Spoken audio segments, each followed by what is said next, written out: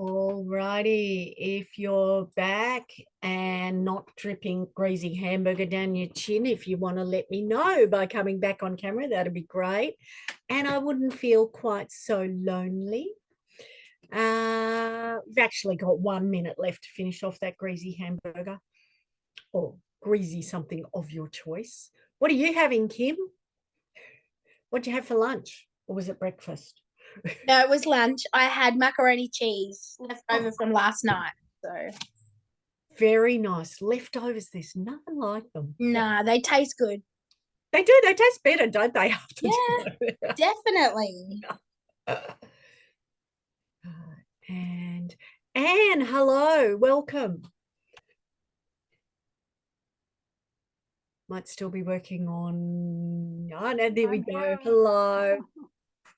How are you? I'm good, thanks. How are you? I'm good. I'm really good. Thank you. Excellent. We're all just coming back, so we'll kick off fairly soon. All right. Anybody else want to let me know what? Thanks, Sonia. Let me know what you had for lunch. Did you go the leftover route like me and Kim? The macaroni cheese. I had chicken curry. Actually, it was a chicken curry and a dal. That was really nice mixture.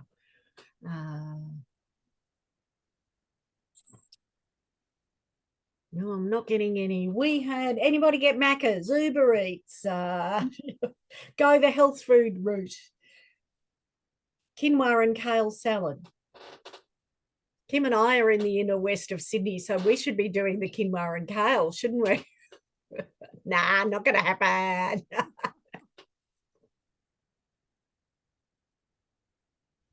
All right.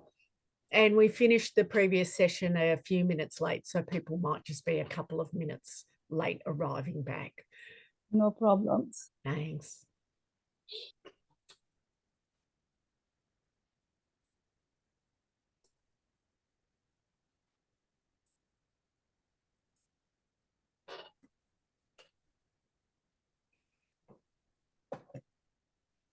Right, so I haven't got any bites on what you had for lunch. Anybody got something good happening on the weekend? I'm looking forward to a very quiet one, thank you. Although I do have my family, extended family, coming over for dinner. As the sixth child of 7, we're a renter crowd. All you do is invite your brothers and sisters over and boom, your house is full.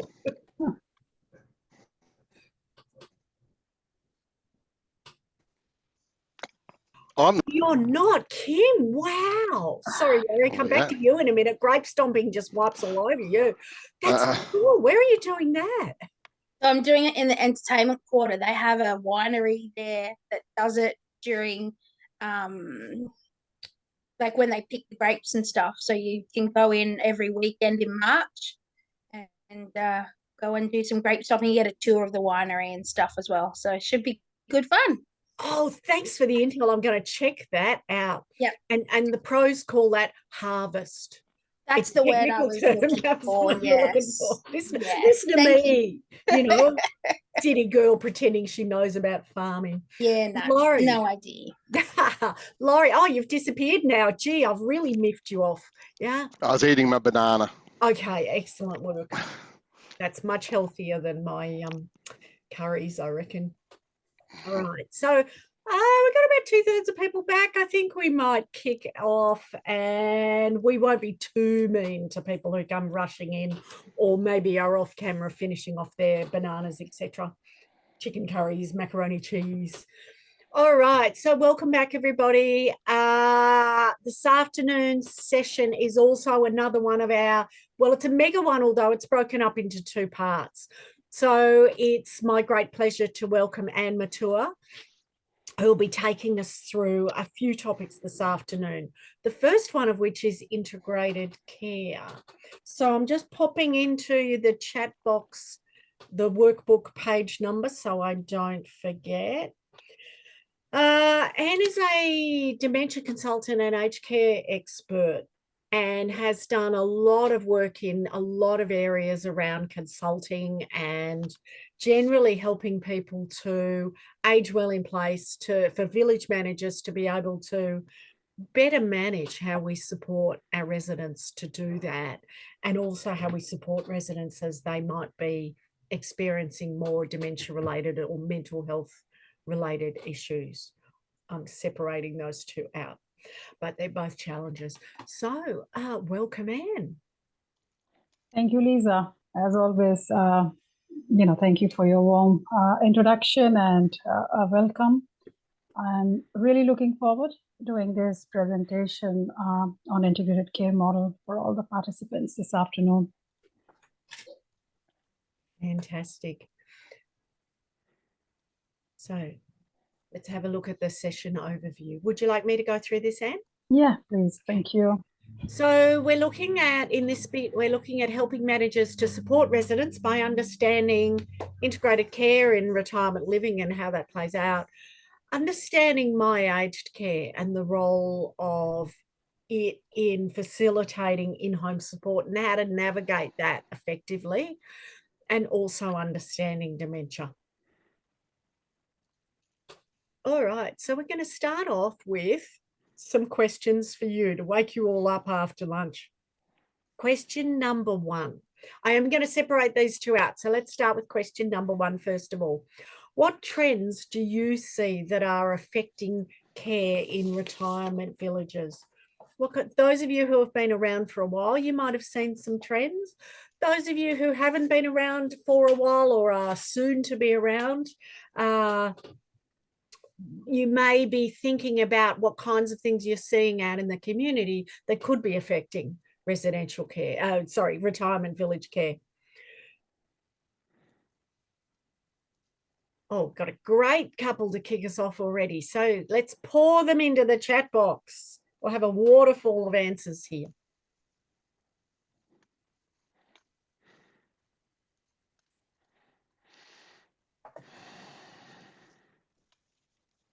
Lisa, I'm reading the chat as well. Right. Yeah. All right. So whenever you're ready, Anne, if you want to put any comments in, please feel free. Yeah, sure. Thank you, everyone, for putting your comments in the chat box. So yes, these are generally the trends that we are seeing of people moving into retirement living. Just as a bit of a background, what we also know, our industry, retirement living industry, it's a very agile industry. It's highly fluid, competitive, evolving, if I may say, and people, what they want in terms of support, there is a lot of expectation from village managers for people moving into the retirement villages, from their families, for wanting to be connected, for the loved ones to be connected with the right appropriate support services. They are wanting more than, as we all know, they are wanting more than just a roof over their head. They are wanting value for money. They are wanting choices. They are wanting options. They are wanting control. They are wanting services to be delivered in the comfort of their home. And they are wanting the village manager to know how to be able to support them to navigate the whole system so that they can get the support services in the comfort of their home. So these are generally the trends. People, we of course, from the Productivity Commissioner report, we all know that people, generally the trend is living longer, living better, and the whole expectation that services needs to be brought to them in the comfort of their homes. So, Lisa, is there another question or?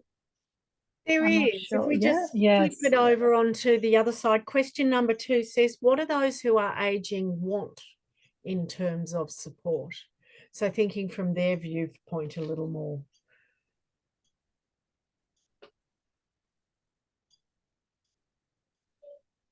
Everything correct, Kim. That says it all, right, Kim? They want everything. Good one, Lori. People are really wanting independence, and they're also wanting, I'll just keep adding as you guys are typing in your responses, independence and also supports for things that they're no longer independent with. And also understanding, that's a good one, Joe, what is available for them. There is this whole gray area for them. It's like a maze. A lot of times people don't even know what to ask for and what is available for them. Nursing home attention and care. Yeah. With no financial investment. Yes. Yeah, Francis, everybody's trying to get more from less, isn't it? It's become a bit of a theme about how we need to manage expectations on that. But it's really putting pressure on you as village managers, isn't it, to step into that space? Yeah. Meg also has a good one. Package providers are solely undersourced. A lot of times we know that. We are not generalizing for anyone, guys. It's, you know, a lot of times we do see a trend where there is an overpromise and under delivery of support services and the frustration it causes instead of family. We all know the fun of working with family dynamics and what it can play out for frontline staff.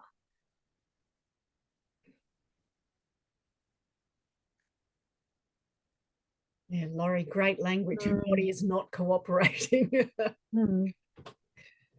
Fantastic. All right. So just summarizing some of those trends that that you identified, Anne. All right, thank you. So as I said, people are staying home longer. They are moving into retirement living, retirement villages at later age. Either it's at later age or they are starting a little earlier. People are wanting value for money.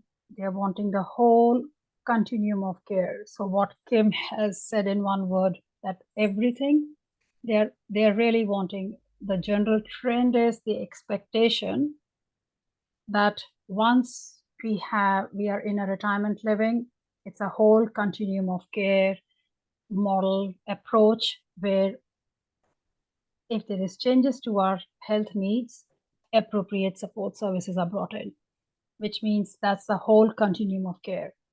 Person could have entered a village at the age of 55, 65.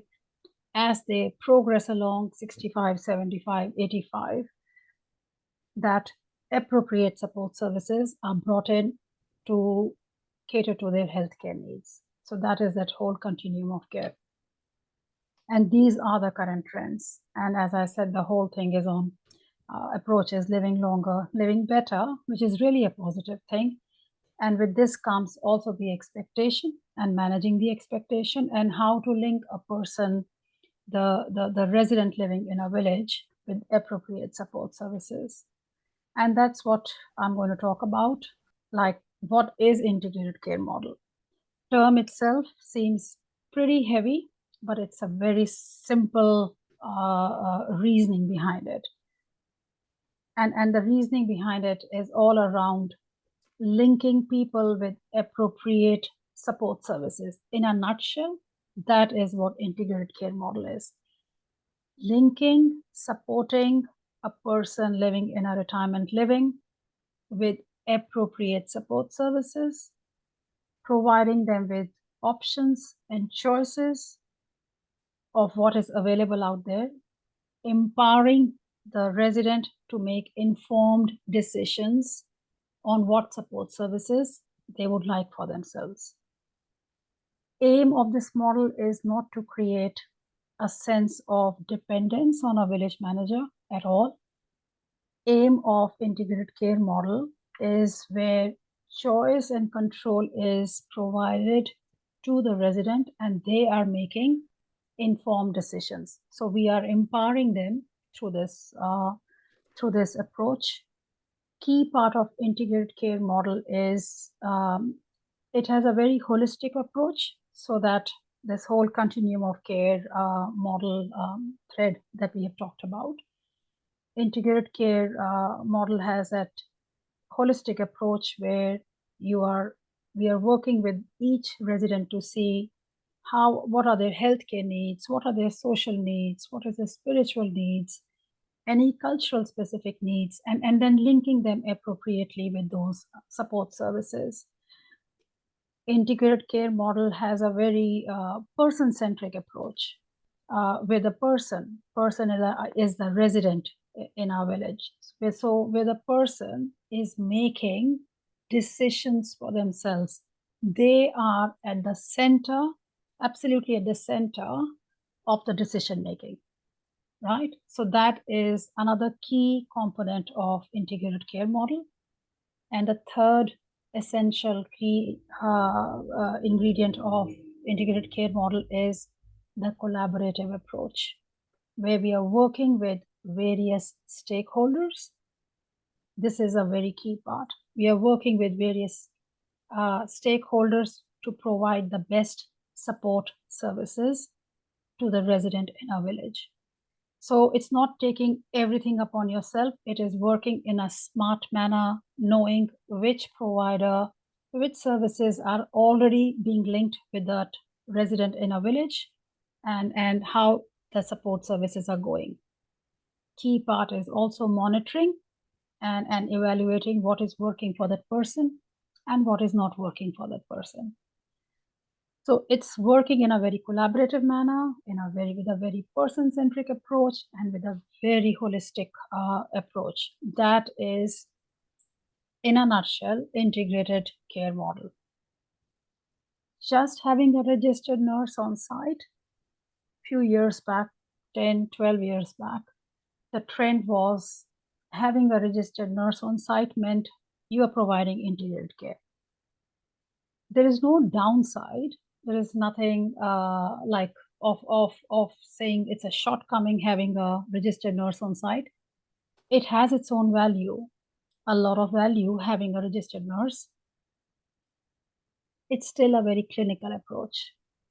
We are talking about a very person-centric approach. As I said, through this model, we are talking about a very collaborative approach. We are talking about a very holistic approach. So having registered nurse on site has its own value, but we need to also know how to provide information back to the resident in a village where they are making decisions for themselves. We need to know who the key stakeholders are in the community, so that when you need to link a resident with support services, you know who are the key players in the area. So this is what an integrated care model is. It's about bringing services in the comfort of their home and providing the resident with choices and control, and empowering them, enabling them to make decisions for themselves. A lot of times, participants I see in chat groups writing, and I myself come from, I have managed for uniting whole of New South Wales and ACT to oversee the 80 retirement villages, and I would have village managers who would be either managing 4 villages, 5 villages, and some were standalone villages. So each village had a different model to it, but it's all about working in that collaborative manner and not creating a sense of dependence of that resident on yourself. It's very important as I go along and talk about my aged care, that focus of this model, integrated care model, is where information is provided to the resident in easy to understand language, so that they also know, where do I start? Where do I start to get help for myself? I think there was a comment in the chat group just now that, like, it's a big, people don't even know where to start. So that is the general trend. People still don't know where to start. People as in, I'm not talking about participants, like general cohort of residents living in the villages don't know where to start. So where do we start? Where do we start? How do we link a person, a resident in our village, with support services, with any kind of support? It's whether it's community transport, it's help with personal care, just cleaning, domestic assistance, bringing packaged meals, like light and easy, those kind of meals. everything starts with, and I think that's our next slide, I'm pretty sure. Okay, we can Not take a quite pause. And through yet. Lisa, I can sorry. see you were segueing so beautifully into the slide after this one. So a quick check-in with before we do go in, and Jenny's already won the trivia prize on that one anyway, so you all know what's coming. But what kind of situation is your community or village currently in, those of you who are in a village? Does your community provide integrated care? And give us a bit of a description of what that looks like. Or give us a no. What could you potentially be doing? But yeah, for now, let's hear what you are currently doing. That's great, Kim. Kim, you have that support. It does help sometimes, but sometimes it's a bit unorganized, so it makes it a bit worse, but we're getting there. Yeah.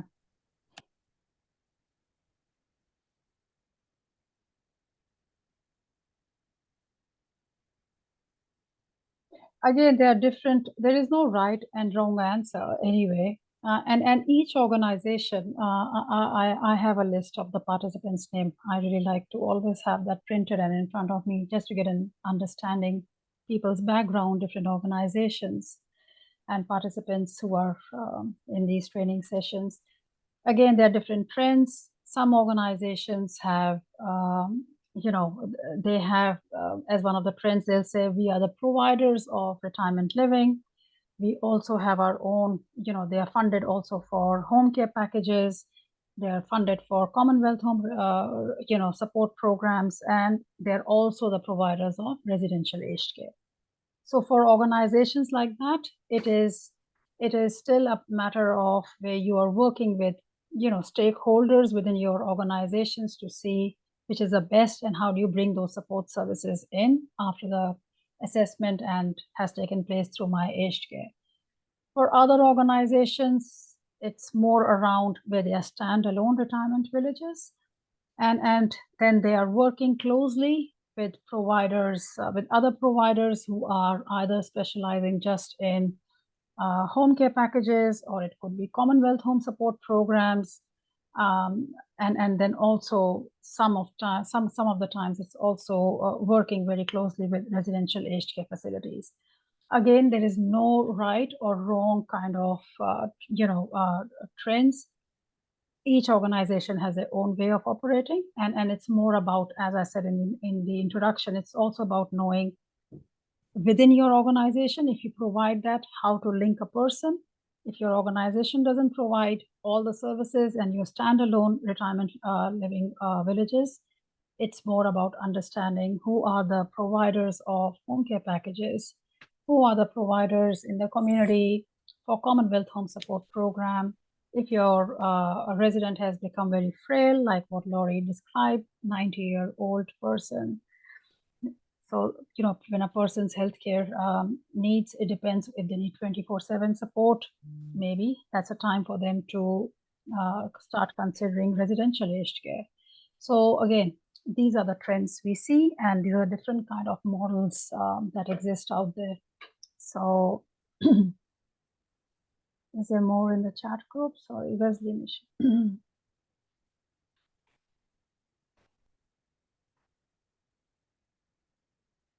We've got some good answers coming in now. So it sounds like there's some good experience of integrated care. So what we're going to do is put you into 4 groups for a small group chat around the benefits and challenges of integrated care. So it's actually on the slide, it says group A and group B, but I've got 2 groups doing benefits and 2 groups doing challenges, so that you're in a slightly smaller group, because we're not a small group. So I've got 2 groups on benefits. So if you hear your name, your group is chatting about benefits. Cynthia, Jenny, Laurie, Sarah, Chris, Faye, Kim, and Meg.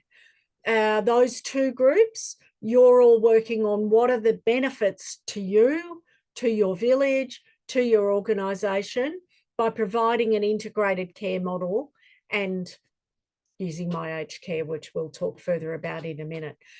If you didn't hear your name in that first round, not surprisingly, you'll be in the challenges group. So that's Frances, Kerry Ann, Michelle, Rebecca, Faye, Joe, and Sonia. You'll be discussing the challenges of providing an integrated care model. So I'm only going to give you 5 minutes to come up with everything that you can think of in either benefits or challenges. And then when you come back, I'm going to ask you to share back with the group. So you might want to vote in a volunteer or a voluntold to be the one that reports back to us. Otherwise, everybody will kind of refuse to make eye contact when you come back. All right, is everybody clear on what you're doing? All righty, 5 minutes and looking forward to what you come up with. Double checking I have set it to 5. Here we go.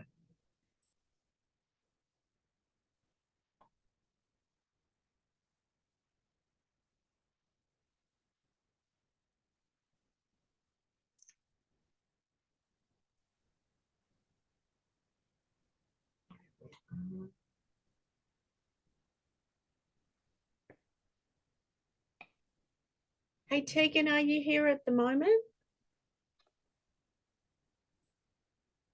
I was going to pause the recording, but I don't think. Oh, hello.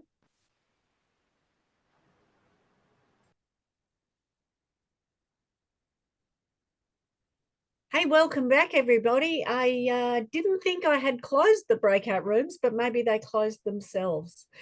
So it was Frances's piano playing, wasn't it? You had to escape. Options. No, it should be notifying me. Oh, well, who knows? I am an artiste. Thank you. Did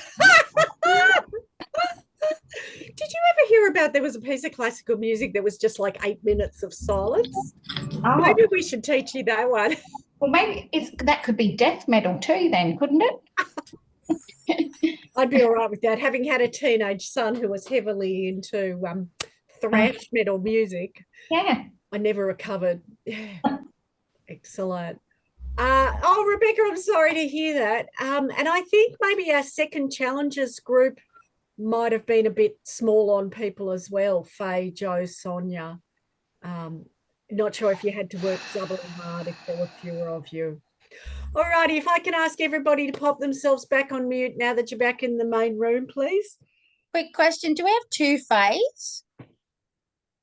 I think it's important to have 2 Fays in your life. We do actually. Faye, you've logged in twice. Okay, that's good. Because we had Faye and we didn't actually have any time to communicate with her because I think she had issues again. So I was just checking to see if she was in another group. Kim, thank you for pointing that out to me, because normally if I know somebody's logged in twice, I'll make sure I massage them both into the same group. I hadn't noticed that Faye was in twice. Okay. Yeah. All right, no worries, Faye. From now on, you and your evil twin Faye will both go to the same group. All right, so let's look at the benefits. So our first group was Cynthia, Jenny, Laurie, and Sarah. Who got voluntold from that group? I did, Cynthia. What have you got for us, Cynthia? So we basically just talked about I guess the benefits is it keeps people at home for longer, and the benefits of having the intergenerational integrated model is that, you know, people because we have it currently, people like the security, I guess, around being able to receive care in their home and knowing that they get to stay there for longer, and knowing that there is that there is the opportunity to move to aged care quite like next door. It just I can't remember what else did we say. Come on, it just for the group. You can help her if you want. Yeah, lower shock of transition. Yes, that's it. And if one person goes in and the other one stays home, you are just right there and you can visit your loved one that's right next door, and you're not out, 3 suburbs away and you can't drive anymore. If you're in the village, you really only have to be going next door to see your loved one. So that was another benefit. Nice. All right. The other benefits group was Chris, not Faye. Chris, Kim, and Meg. So, what would you like to add in?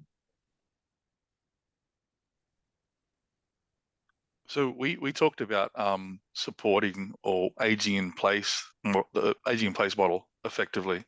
And for me personally, so Wesley Mission, we just sold off our aged care. We have in-house flexi care service that provides basic service for independent living, but we also own a home care service as well that supports people at home.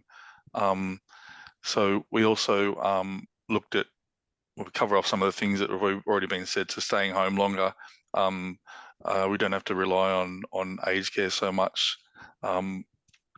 Ladies, I'm not sure if there was other things that I'd missed. Yeah, I think the benefits of aged care would be, co-located or integrated care would be the fact that the family can be family instead of carers. And the social support of being in your home longer, having like-minded people around you. If you go into aged care, the challenges of that is that you go downhill very quickly. It's been studied quite often that, you know, your lifespan sort of is shortened in general. So it's like putting off that, just because you can doesn't mean you should have to go to aged care. It's not the inevitable. You can live quite well at home. With the social as well, like being able to go to events and they're not like they're literally in your home, and joining groups and stuff, it just keeps you more active as well. Anne, what are your thoughts about those comments? First of all, a big thank you to everyone who was part of that group: Cynthia, Chris, Kim, and Laurie, and others I may have missed. Good points. I'm not going to repeat every point, but yes, in a nutshell, the benefits are that you are staying home as in the unit in a retirement living longer, and you're being connected with appropriate services because of this whole continuum of care approach. The services are being evaluated to see, if you're getting the right supports. And sorry, I didn't get your name for the last speaker. It's also about making sure it's not let's get in because you're going to get into an aged care. It has to meet your needs, and if the right supports can be brought to the comfort of your home, that is one of the major benefits, and that is a focus of integrated care model, to bring the support services that matches the healthcare needs of the resident in the village. So thank you. And somebody did talk about good quality time family members can spend rather than being carers. That's also a very good point. I really like that too. Yeah. So, yeah, good one. Nice. All right. Now it's over to the Voldemort side. The challenges. What are the challenges of integrated care? So our first group was Frances, Kerry Ann, Michelle, and Rebecca. All right. I'll start us off. Frances or anyone else, feel free to jump in. So challenges is around like home care, like as a provider, we're held more accountable with the integrated services, with at-home support, providing at-home support. There's the staffing issues that happen and letting down our residents, which is quite difficult. And it's just inconsistent. Also with that, residents expect to have the same or would like the same staff member attend their cleaning service, etc. And that can't always happen. So there's the lack of continuity with that is challenging for a lot of residents. Another one, and it's probably personal experience from me, whilst we as a RL sector are really pushing that wellness side of things, we have the aqua aerobics exercise classes, all those sorts of things to keep residents fit, well and healthy. In the village, information sessions on dementia care, incontinence, all those, everyone's at a different point of their life. So the attendance is low to those. So we've got good intentions for what our agenda is, but not necessarily residents are really on board with participating in those. as a whole. Francis had a good point that when people come into aged care, into retirement living, it's retirement living, not aged care. And sometimes that can be, they've got this whole life outside in their community, and then we're sort of trying to get them to attend all these things within our community, making it probably feel very dependent and more of that aged care side of things. And I know that for our village at the moment, a lot of our residents are 65 to 70. They've got young grandkids, all those sorts of things. So they're not interested in a lot of village wellness, etc., or social activities. Probably one. I'll just jump in with that. So we use the scenario where the four of us, we're from completely separate backgrounds. We don't know each other outside, and we've just moved into the village. Now, all of a sudden, the people who run the village are saying, no, come to our yoga, come to our exercise classes. And we're all very independent, separate people. We've got our own lives, our own interests, our own friendship groups outside the village. And so sometimes that's where the wellness doesn't work in the village, because the people who would possibly use it have already got those established, routines outside. And then it's probably not financially viable for just the people who are dependent on in the village to use it. And one other challenge I didn't get to discuss in the group was that I've seen recently in our village is the disparity between people who can use my aged care or who use my aged care and the CHSP services and the home care package services to some of our self-funded retirees, where it's a lot more costly to them. So I find that a lot of those retirees are like resentful and also are forgoing, even though they could pay for the service, they're forgoing the service because they feel like they've been ripped off, essentially. So they're forgoing. Like, I've got a lady who's 99. She has not got a cleaner, anything. She's just, because she's stubborn. She's beautiful, but yeah. Fair enough. Okay. Challenges group 2, and then Anne, I'll ask for your comments. So this was the real Faye plus Joe, and I'm not sure if Sonia had been called away or what. So I think you said that there were only 2 of you. So I'll bet you've come up with some amazing stuff. What have you got?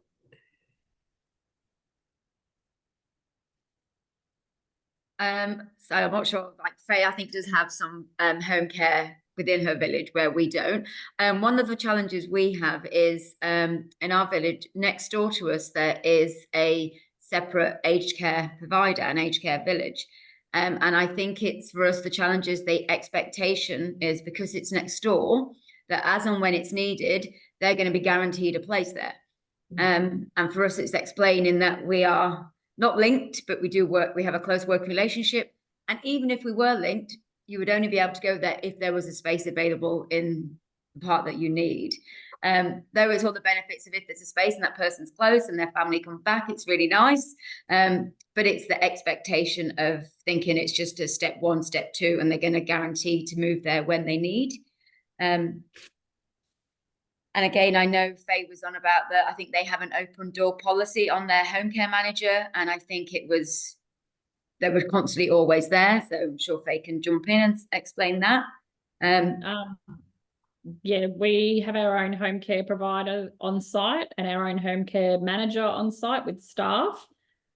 We have a very open door policy, and sometimes that is a problem because there's no appointments and people can pop down at any time of the day to chat to her. So it can be a little bit distracting. And then we also have, being an independent retirement village, we also have the issues where having the home care manager on site, we will have residents come down if there are extended medical issues and they are looking for residential care.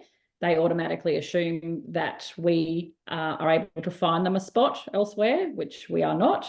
We're not linked to anyone else. We don't have any other villages and no other residential care close by. So that is a little frustrating at times as well. Fantastic. Anne. Again, very good points, from all the participants, Carrie and group. Face Group, some people's name, sorry, is not appearing on the screen, so apologies if I don't say your name. Challenges overall, again, in a nutshell, is again, a big challenge is managing expectations through this model, managing expectations of the resident and the family members, because of this whole continuum of care. One of you have talked about just because there is a residential aged care next to our village, I will be transitioning straight from there. Just because we have, I'm just going to use the example Uniting. Just because Uniting has retirement living, home care packages, and residential aged care within the same umbrella of the organization, so I'm expecting when I become frail, my needs are more, I'm naturally going to transition into one of, example, Uniting's residential aged care facility. It is more around now, the challenge is more around managing the expectation. That is number one. It doesn't always happen, we all know. So it's these managing of these expectations can be quite time consuming, and can be very frustrating for that resident in the village, and also frustrating for staff in the front line. I think Faye talked about, one of you talked about this whole open door policy.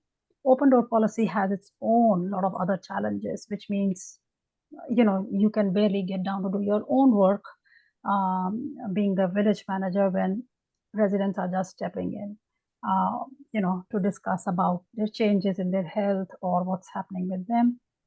I particularly also would like to talk about a point Carrie-Ann mentioned, because the cohort in their village is between 65 to 70, and it takes, I must acknowledge, it does take lots of work, behind the scenes work, organizing speakers, organizing information sessions, and when the participation is low, then it kind of self defeats that purpose for what that is being organized, and that is one of the challenge. And Carrie-Ann, I will talk about that as I go along in the session. But you have raised a good point, which I always like to talk about. Just in brief here, all I'll mention here is that I just want you all to be aware there is still a lot of stigma around around having supports when you need supports, whether it's incontinence supports or whether it's supports at home for your daily living.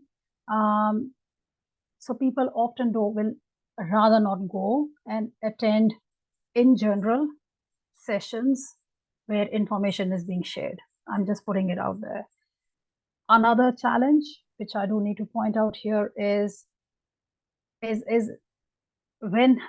also the expectation of the family, when they don't want to step in and start working with their loved ones to say, I can work with my mom or my dad, to make that first phone call to say, example, my aged care, and that whole thing is, transferred back to the frontline staff to say, you can do this and you can do that. And when you have hundreds and 200 residents to support in a village, it can be extremely time consuming and emotionally draining. So yes, it has its challenges, this model. And as I go along, I'll give you some tips on how we manage expectations and how we are working with the residents in the village, and how we do the linkages, and how we provide information in such an easy, non-invasive manner. And we encourage them to pick up that phone and say, I'll be ringing my aged care. Each person is the best author of their own life. And as I always say to each of the residents I work with, I encourage you to pick up that phone and make that call. And of course, I'll talk about people who do not have capacity, who do not have any family members, no friends to speak on their behalf. What do we do then? But generally, the aim is where we are providing information in very easy language through this model to the resident to say, you need help at home, this is where you start. So I'll start talking about my aged care, and a big thank you to all the participants. Your input for participating in that group chat, as well as coming on the screen and sharing your points. Can I just say, sorry, one of the big challenges we have at our village sometimes is that they actually think they're better than they are, and sometimes they don't get the help they need appropriately, and that can end up with accident, injuries, all sorts of stuff. So that's another challenge that we have as well. Or they're refusing to get help because they don't think they need it. Thank you. Thanks, Kim, for pointing that out too. Self-denial is a big part. Family dynamics is another part, where the person is in denial, saying, I don't need help. And I'll talk about that too. How do we address things when a person is in denial? And at what point do we let a person make informed choices for themselves? And at what point do we step in to say, I have a duty of care and we need to do something here? So I'll be talking about those areas as well. So the start point for us for any person in a retirement living, or even living in the community in the comfort of their own homes, start point to access any support services starts with My Aged Care. Few of you have, because you all are it's a mixed group from different organizations. So as just a little disclaimer, if this information is what you already know, my aim is not to rub it in. It's more, I'm just giving general information on where does a person start, whether you are starting this process for them or the person themselves, the resident themselves are starting this process. The process, step one is linkage through My Aged Care. So that's a central intake for any and all aged care support services for seniors 65 years and over, and Australian citizens, permanent residents. Anyone can access services through My Aged Care. And any Torres Strait Islander over the age of 50 years can also ring My Aged Care. It's a centralized phone number, My Aged Care, 1-800-200-422.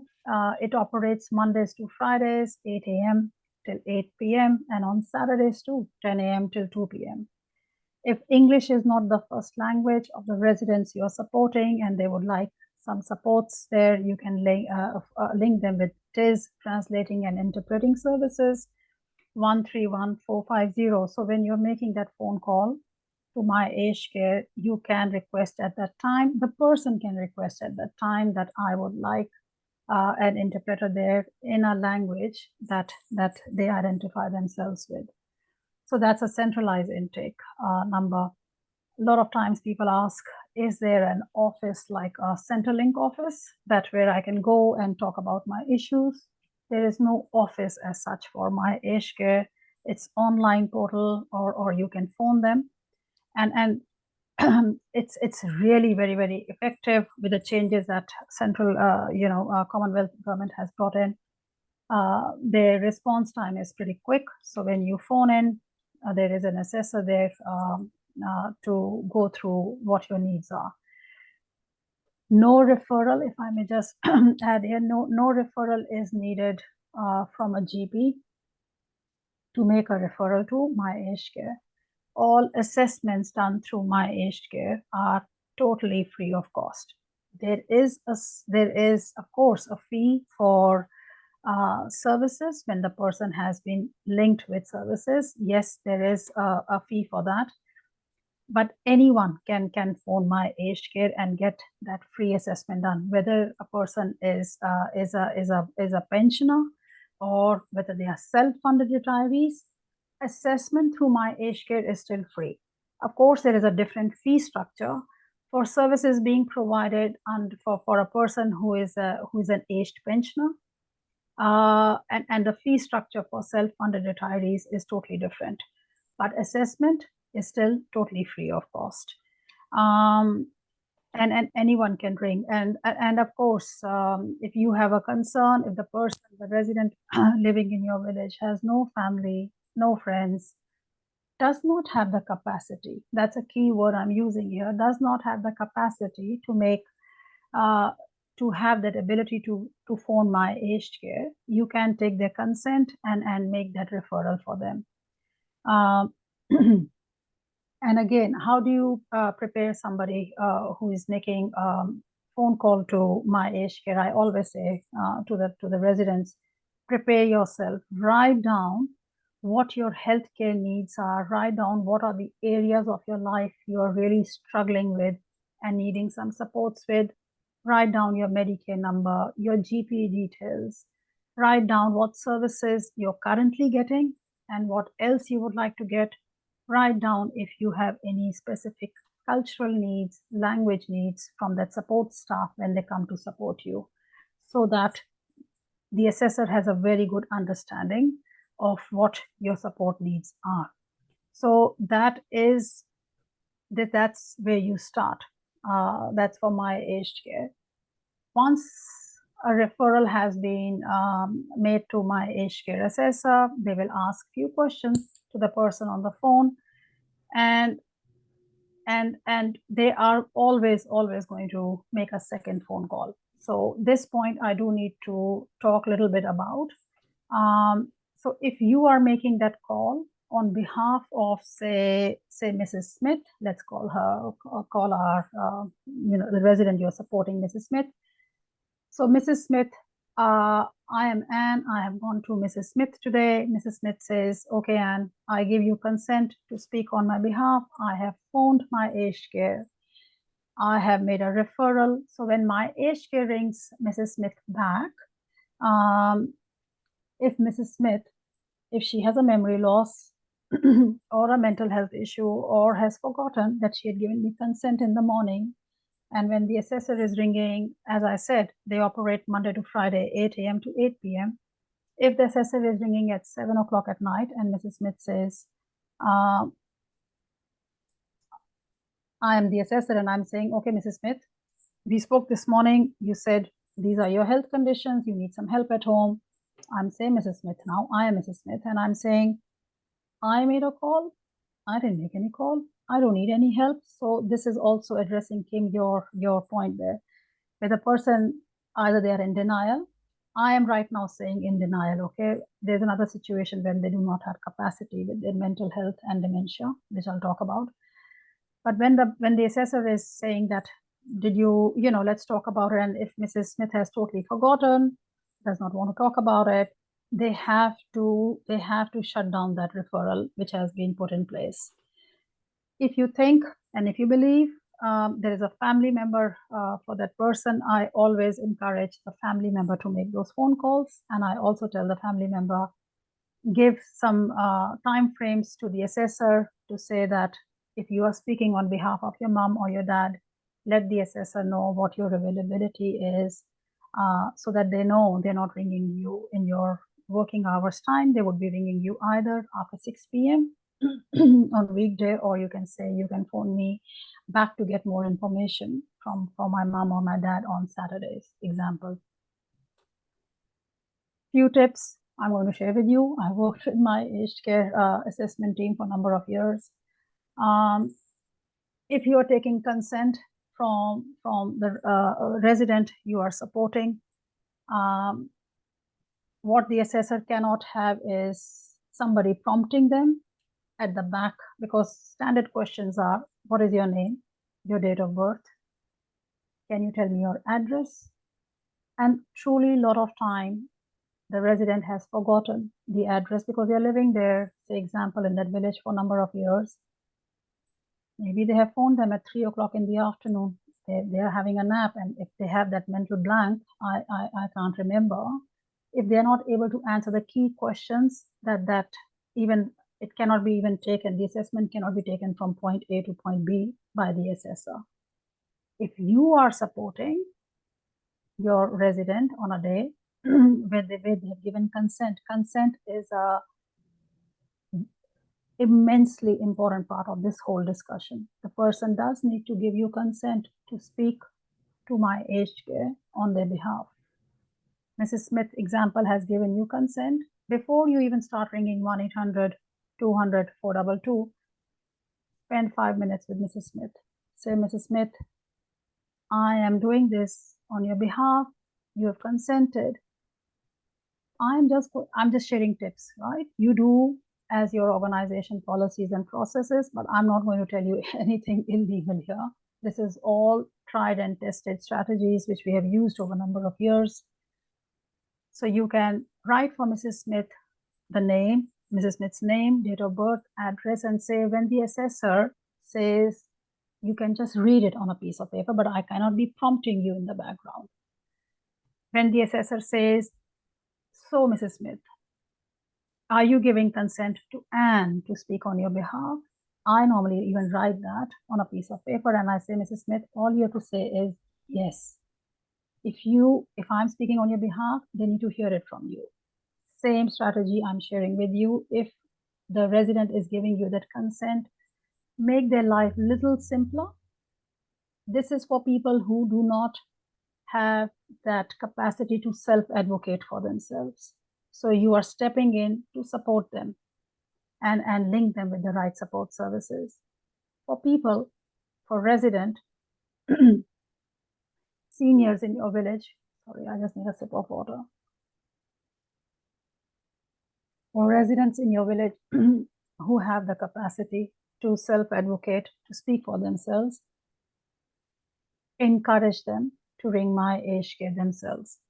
And again, I think, Carrie, now I'll come to your point. How do I share information with residents in the villages? I always ask village managers, just put it on the notice board in very simple, easy to understand, just three lines. Do you need help at home? Are you 65 years and over? Please contact my aged care, 1-800-200-422. The timings, and I ask them to write, just right there, all assessments done through my aged care are free of cost. Through this model, we have to encourage a person to be able to speak for themselves, to be able to make decisions for themselves. Aim is not where you as a frontline support staff, frontline village managers are taking all upon yourself. For residents who can speak for themselves, who have the capacity and the ability and need supports, they are doing it at the pace, in the comfort of their own home, in the privacy of their own home. They are doing it at a time when they are ready. Our role is to provide through this model information to them in an easy to understand language. Language which we do not use through this approach is complex language. Hello, Mrs. Smith. Do you need home care package? Do you think you would like Commonwealth Home Support Program? We have lost Mrs. Smith in the first line. Now, Mrs. Smith is wondering, which package? Which package are you talking about? What Commonwealth Home Support Program? All we had to ask was, you need help at home. Simple. Keep it very simple. Let that person say, yes, if I do need, I am going to reach out. Our role is to provide that information through this model. If there is a family member involved, share the same information with them.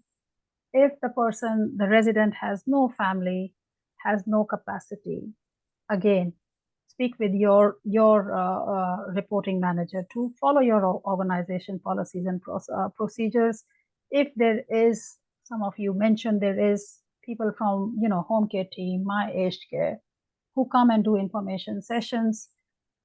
Again, each organization, each of you will have a different approach. You can have a chat with them, a confidential chat to say, I see Mrs. Smith not managing too well. Do you think, you could support Mrs. Smith in making that phone call to my aged care? Again, whether it's yourself or that team or a team member from another team, it still starts with a consent. That consent is required. Without a consent from that person, whether it's me, you, another team member, nobody can make that phone call to my aged care. So this is where you start. just before we go on to the different sort of levels of package, we've got a question from Kim. Is consent required every time that you call? So could you clarify that, please? So Kim, there are two ways to do about it. If the person is self-advocating, Mrs. Smith is Mrs. Smith, and she has capacity, she just let's say it's a very, I'm giving you a very perfect scenario. Mrs. Smith is 70 years of age, no memory loss, no mental health issues, cognitively alert, no decline there. So each time, yes, they will go through with Mrs. Smith, date of birth and everything, yes. So the assessor would know that they are talking to Mrs. Smith. If you are speaking to the assessor on behalf of Mrs. Smith, you have to do two things. So once you have taken that verbal consent from Mrs. Smith in making that phone call, second thing is you can ask Mrs. Smith at the same time. This is and try to get all your answers before you start picking up the phone to ring my aged care. Say, Mrs. Smith, are you happy for me to first make this call and then to liaise from here onwards on your behalf? Are you giving me that consent? So once Mrs. Smith says yes, so in that first phone call, you are telling the assessor, from here onwards, Mrs. Smith does want me to be that person to be in contact for all the questions you need to ask her. And they will ask Mrs. Smith at that time, Mrs. Smith, this is what you are providing consent to. Mrs. Smith says yes. All you have to do is give your availability and tell the assessor, example, I work Mondays to Thursdays. So just if you need more information or for your second call, ring me on a Thursday, not on a Friday, example. And I'll be able to give you more information on Mrs. Smith. And it's better if you're again sitting again with Mrs. Smith when that phone call comes, and they will let you know. They will give you, they will ask you to register, and you can register and have your own number, which I have done for number of residents I have supported. And you can do that, and it's the process will become far more smoother, but do not take everything upon yourself, please. If I can just say one thing here in the session is getting burnt out is also very easy. So only do in a situation where the person needs that extra help. When the person can self-advocate, encourage that. When there is a family member, tell them this is a process. If the person has no supports and you are volunteering to do that, make sure you have taken consent from the person for the first phone call and subsequent phone calls. So that is a short answer.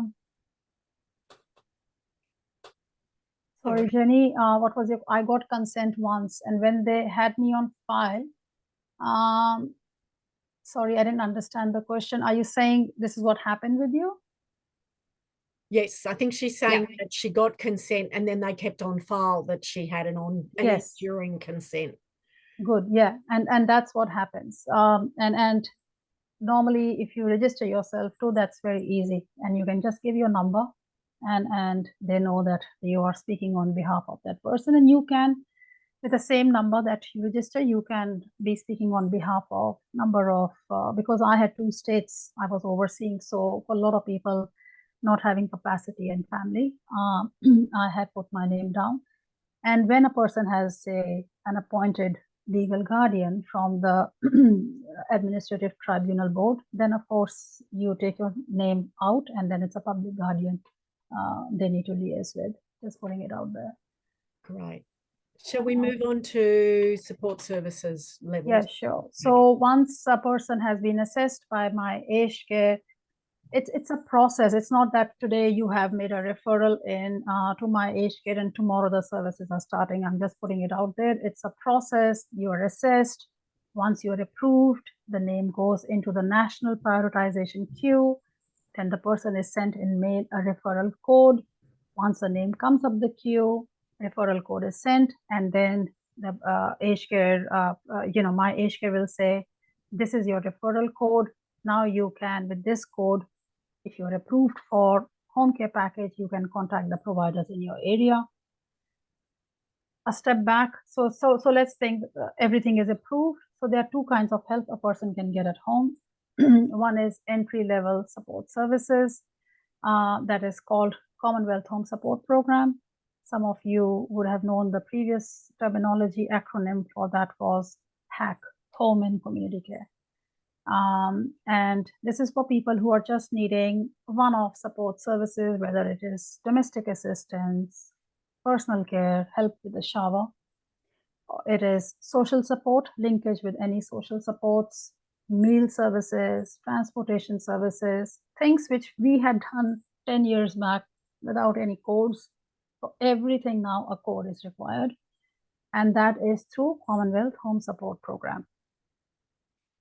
People who are requiring, residents who require more than 2 or 3 support services, the assessor would have then assessed them as being eligible for, example, home care packages. Home care packages, again, just as FYI, for your knowledge, comes in, there are 4 different kinds of packages. Home care package 1, home care package 2, 3, 4.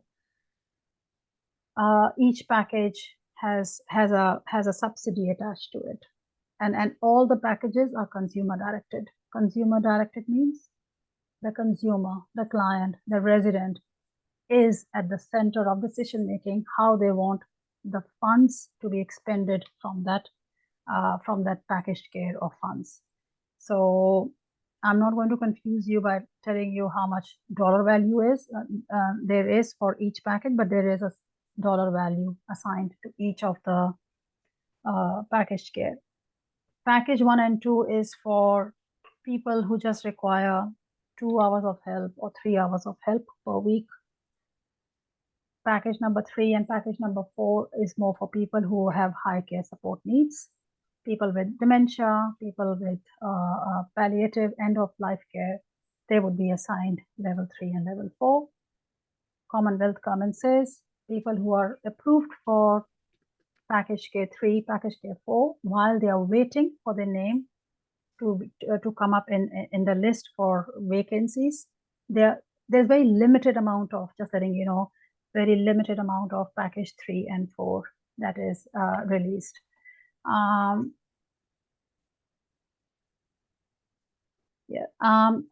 while they are waiting for level 3 and 4 vacancy to come up, any person can use services and support through package number 1 and package number 2. And again, each person has choice and control how they want the package to be. But it's not where you can say, let me take out money now and give it to my son or my daughter, or I'm going to take out money now and buy and go on an overseas trip. This is not what this is. This is for activities of daily living supports. So this is what package cares are.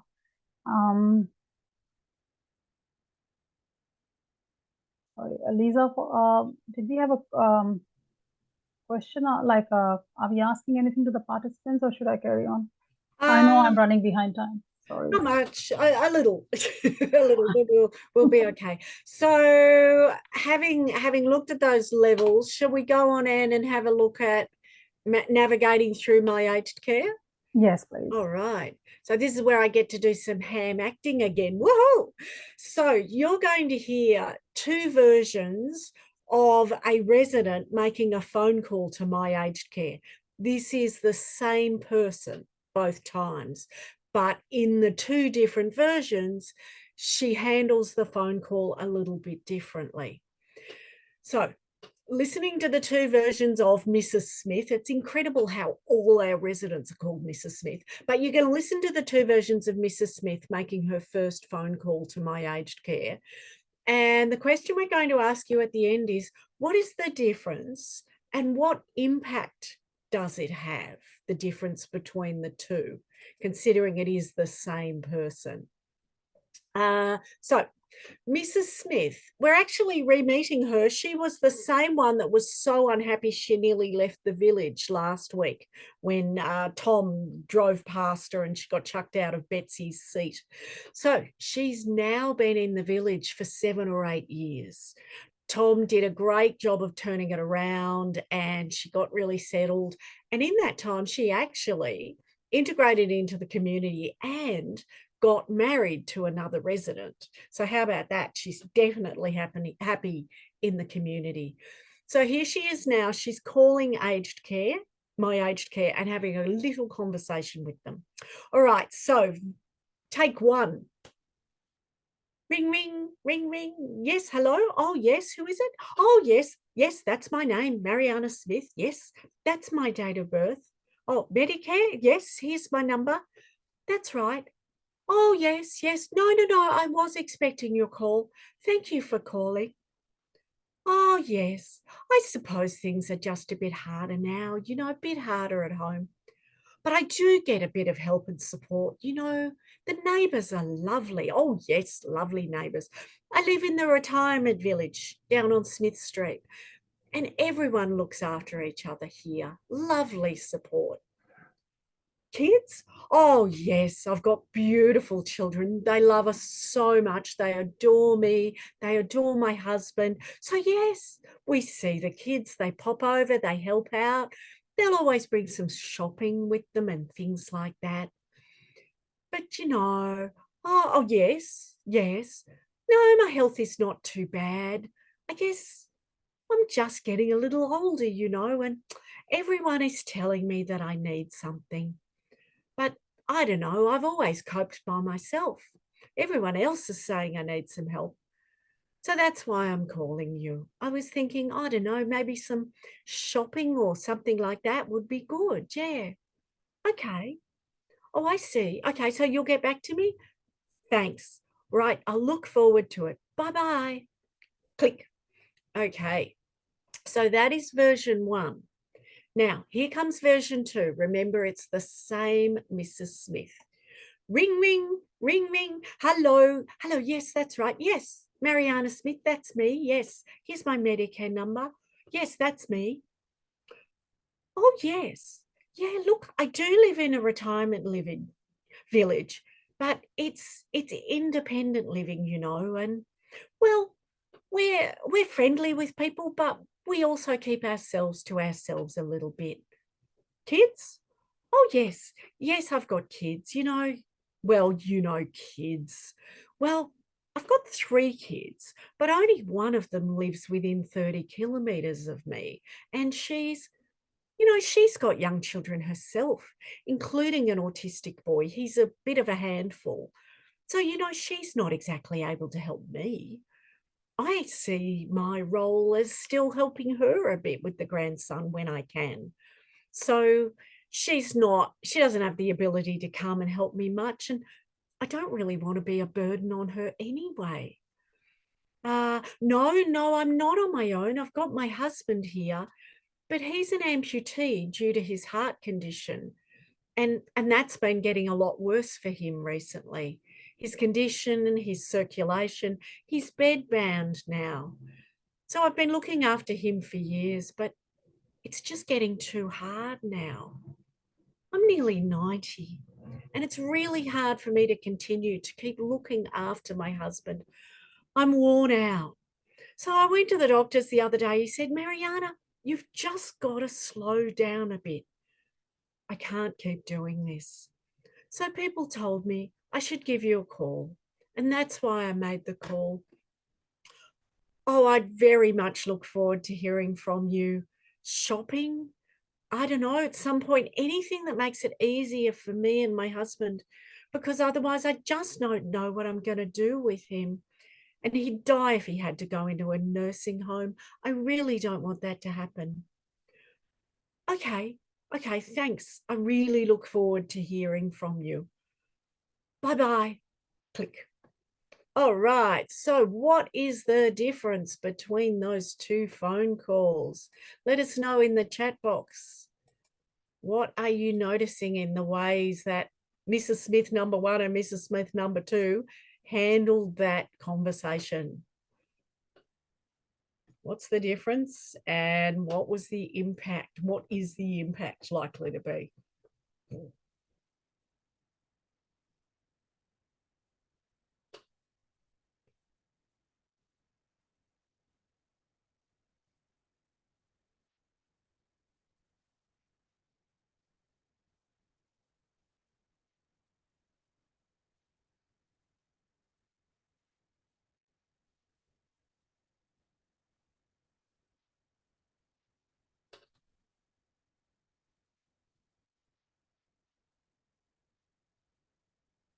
Oh, they're flying past so fast now, Anne. I have to scroll back up. It's like the credits at the end of the movie. Yeah, I'm busily typing in there. Laurie, I do not know what graduate certificate in shopping centre management is. I think maybe you're trying to multitask here. I don't know where the hell that came from. Where is that? What have I missed? I did a copy paste. There must be something on your web page or something. I don't know what else happened on that one. Anyway. 10 new messages. What have I missed? Oh, Laurie, what have I missed? Yeah, some great comments in there. Anne, you want to summarise for us? What are your thoughts? Yes. So, sorry, I'm still reading the messages. In the first scenario, just letting you all know that every phone call to my aged care is triaged, every phone call. So it'll be based on the priority of needs of the person. So in the first case scenario, Lisa, very well done. I always say very well done role play.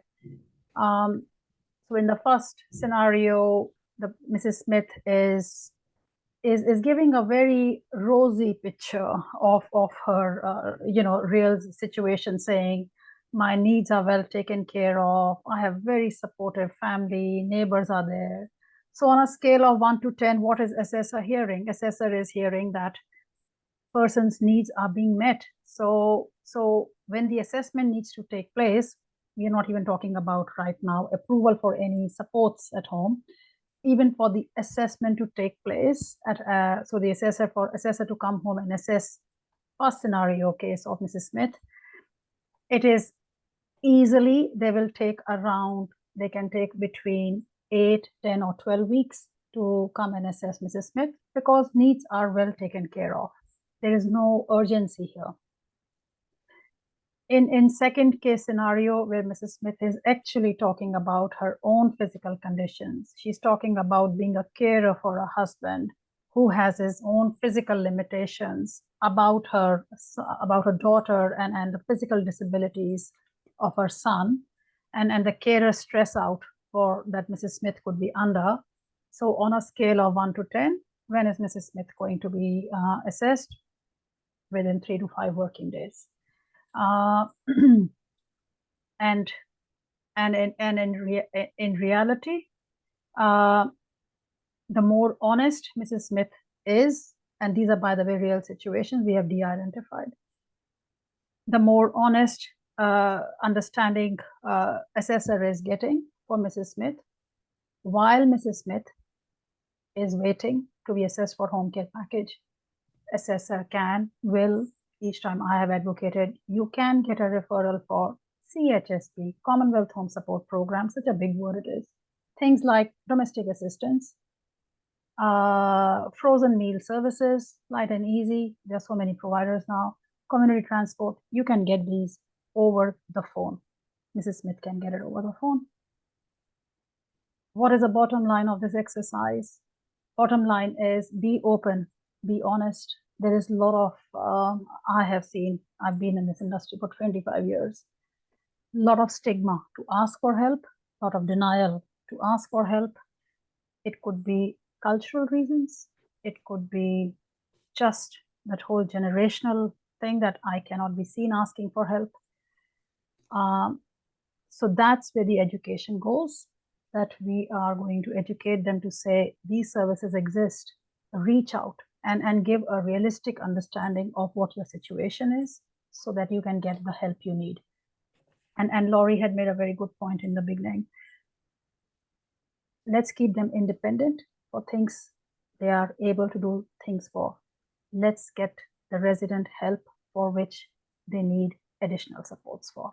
This is what we are doing through this whole model. And apologies, guys, if I have missed some of the comments there. This is what we do. And tips, again, Lisa is going to ask you that question. Yeah, Is there anything that hasn't come up yet that you think would be a useful tip? I think the tip about helping your residents to be honest, even when they're not used to, they're used to pretending that everything's fine. I think that's a good one. What else? What other sort of tips do you have about accessing my aged care?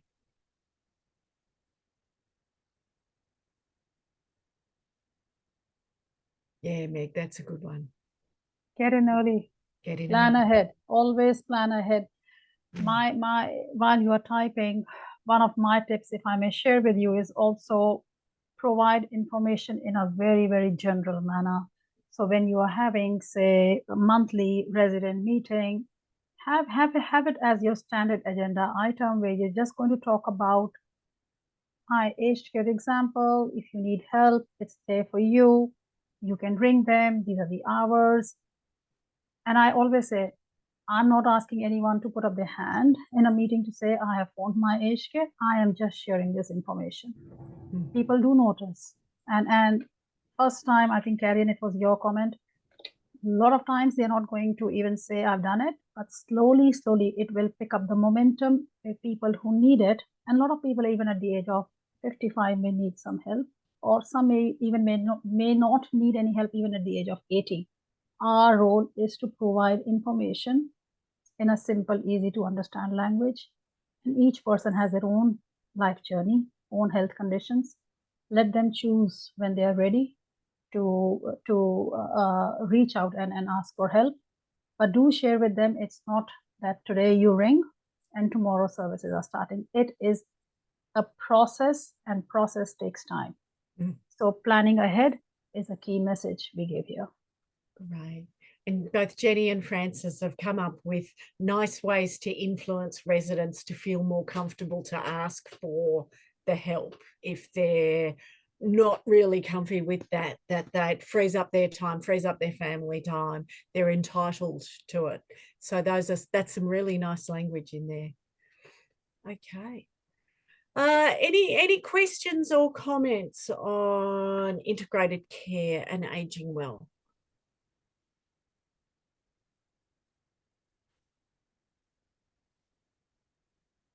All right, so we are going to take a break for some afternoon tea.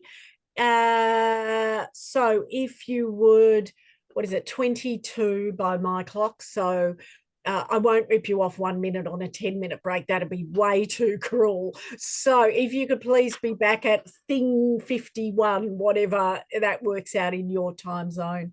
Anne will be joining us for the next section as well. But thank you, Anne. That's always a really useful and informative session. When we come back, we'll be having a look at dementia and mental health. Always fun topics. No, seriously, always really useful topics. So go and have a good break. You've only got 10 minutes. See you back here shortly. All right, I'll just step out, make coffee and come back, Lisa. Sounds like a good idea.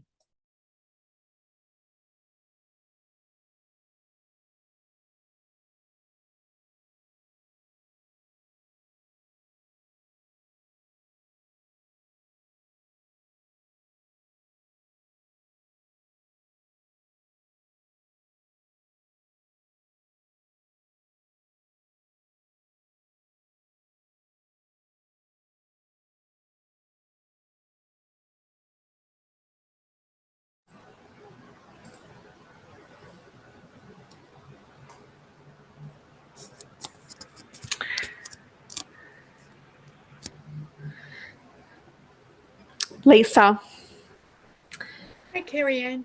I've got a note on my door saying I'm doing online training course for professional development, and one of the residents' family members came to me and said, my mum asked me, is she really doing anything in there or is she sleeping? Oh, because she can't hear anything. so she's been listening at the door. She thinks I've just put a sign on the front door so I can have a little nap. It's a bit of a lack of trust going on there, Carrie-Anne. Oh, you gotta love it. Oh, she's a funny thing. She's a funny thing. Incredible. Oh. She's 97. I'll give her a break. No way. Either you trust people or you don't trust people, and that doesn't change when you're 97. Whatever you did at 96, you're still doing. Yes. Oh, goodness me.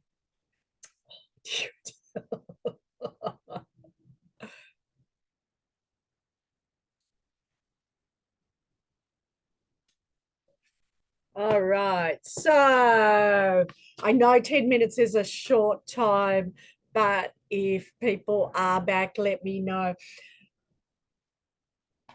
Now, have I still got two Fays? I have still got two Fays. So, Faye, this might be a chance to talk to you about your alter ego, your evil twin. Do we need them in? Are you doing audio through one and video through another or something? No, I think I just had issues earlier and I shut down and logged back in. So I don't know what's happened. All right. Well, what I might do is pop the other one in the waiting room, and then it doesn't give me hiccups when I'm doing breakout rooms, if that's all right. Okay. I should have noticed before. I'm obviously not on my A game today on that one. So I can just sneak the other one in. If you disappear, I'll know to let you back in.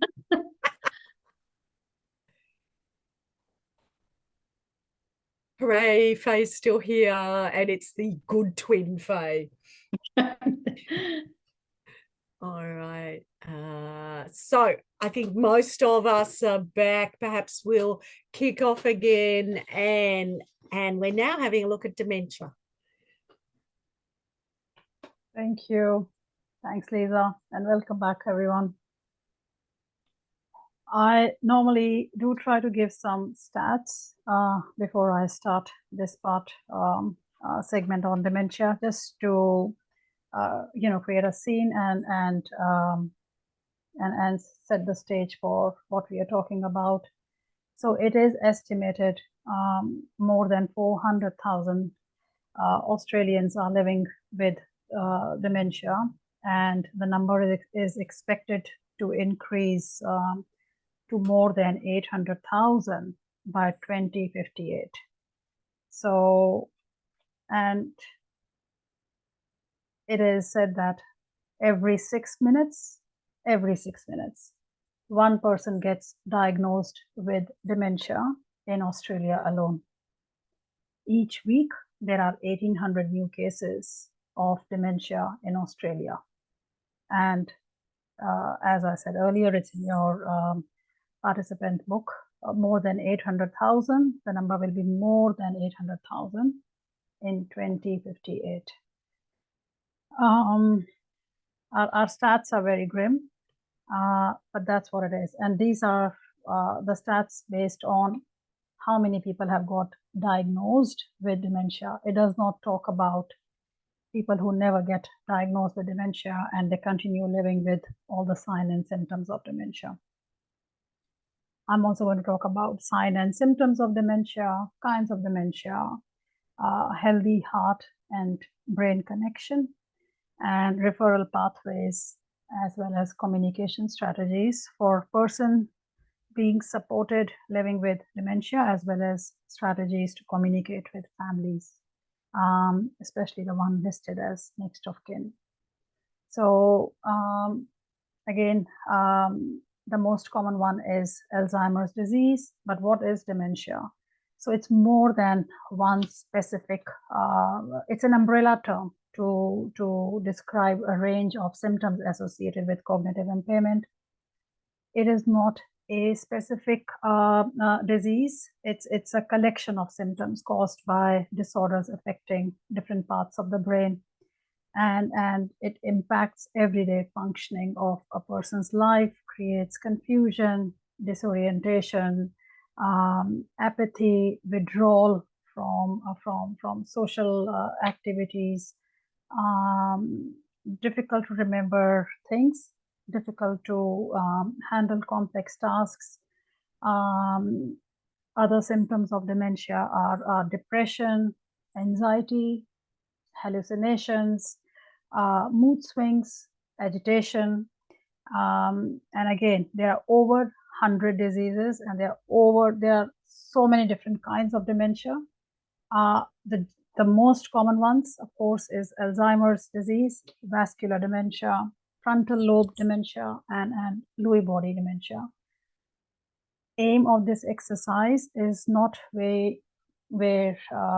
you are becoming clinicians, mental health clinicians, or where you have to go and diagnose what kind of dementia. This is more of general information that there are, it's an umbrella term, just an umbrella term. And Alzheimer's disease is one particular kind of dementia, frontal lobe dementia, Lewy body dementia, vascular dementia. They are all different kinds of dementia, and it impacts different kinds of the brain and how the person is functioning.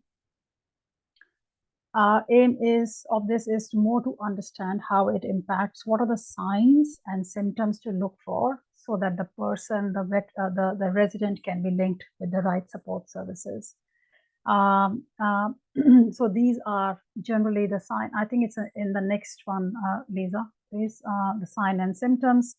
Sorry, I'll move my page here. Sorry.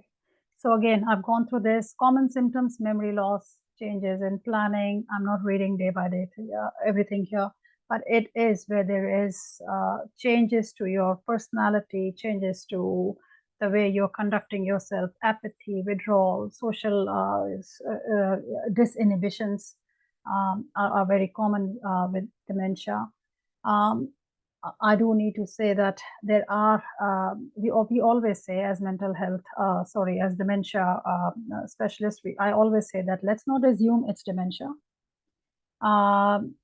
because there are a lot of other health conditions which can also pose, things like disorientation, confusion. So that needs to be first ruled out. So a lot of time, whether it's stroke or depression or infection or hormone disorders or dehydration, UTI, urinary tract infection, can also cause symptoms like dementia. So always consulting a doctor, checking out, are there any underlying other health conditions that are causing this? That needs to be ruled out. And of course, once you speak with taking a consent from a person's GP, that the person can be then linked with, the GP can then organize various tests for the person. Risk factors for dementia, of course, advancing age is always there, but high cholesterol, high blood pressure, being overweight, genetic factors are there. It plays a very huge part. Having a very sedentary life, not being socially active, not being socially connected with people is also a risk factor for dementia. And World Health Organization, of course, has recommended 11 recommendations for reducing the risk for cognitive impairment, and they suggest being physically active, quitting smoking, balanced diet, Mediterranean diet, drinking alcohol in moderation, social connections, looking after a person's, your own blood pressure, diabetes, cholesterol, depression, hearing loss, managing your hearing, and also dental hygiene is extremely important to reduce the risk of cognitive impairment. I do a lot of sessions in the community, creating an awareness for understanding dementia. And my biggest selling point is always that there is a connection, a very strong connection between our heart health and our brain health. If you look after your heart, maintain healthy diet, drink in moderation, manage your cholesterol, your weight, blood pressure, maintain social connections, your brain you're looking after very naturally. The two are very strongly connected, and there is so much of research and evidence behind that. That look after your heart and you're looking after your brain. That is one of the key factors. Of course, there are genetic factors that can cause dementia, but lifestyle factors play a huge part. that you can manage to delay the onset of dementia, and it's all on your screen here.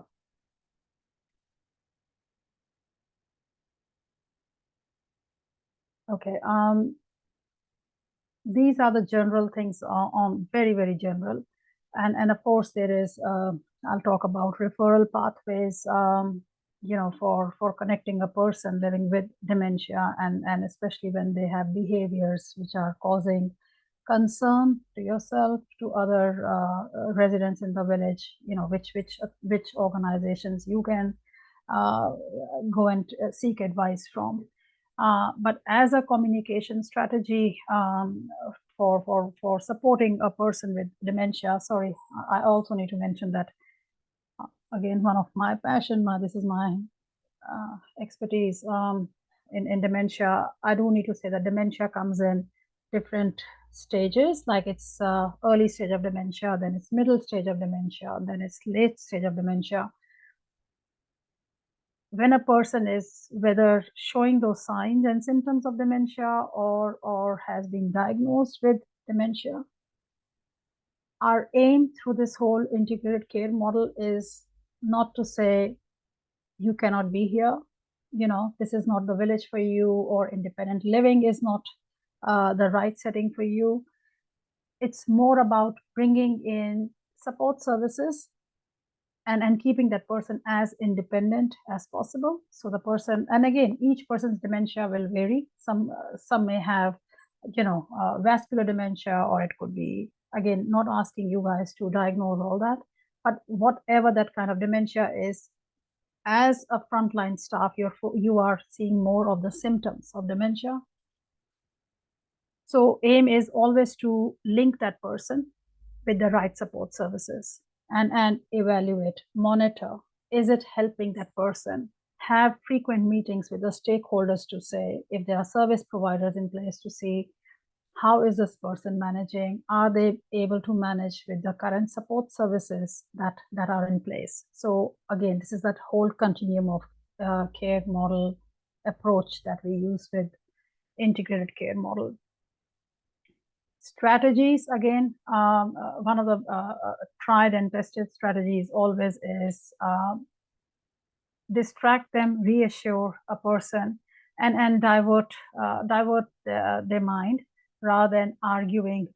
Never ever argue with a person who is saying, if the person says, I'm telling you, my mom came to see me, example, and my mom was waiting for me at the bus stop, and I kept sitting at the bus stop on the weekend waiting for my mom.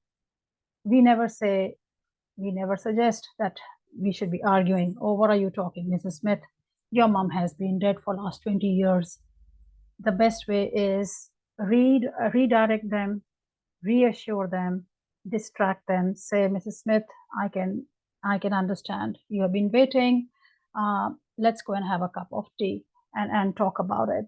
It's not rocket science. It is fairly easy to distract and divert and start talking about other things.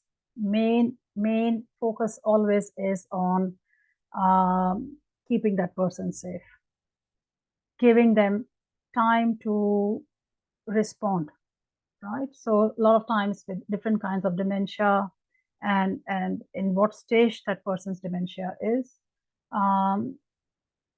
their ability to process information may be quite, the ability could be quite low to understand the information that has been given. Use very simple language, simple, you know, ask short questions. We always suggest, rather than saying, oh, so Mrs. Smith, today it's going to be raining and we are going to be going out, and you think, would you like to wear a long dress? Would you like to wear blue color, white color? And you know, the support staff example, Anne is coming for you today. Anything you would like to do in particular? You have lost Mrs. Smith in the first line you have said.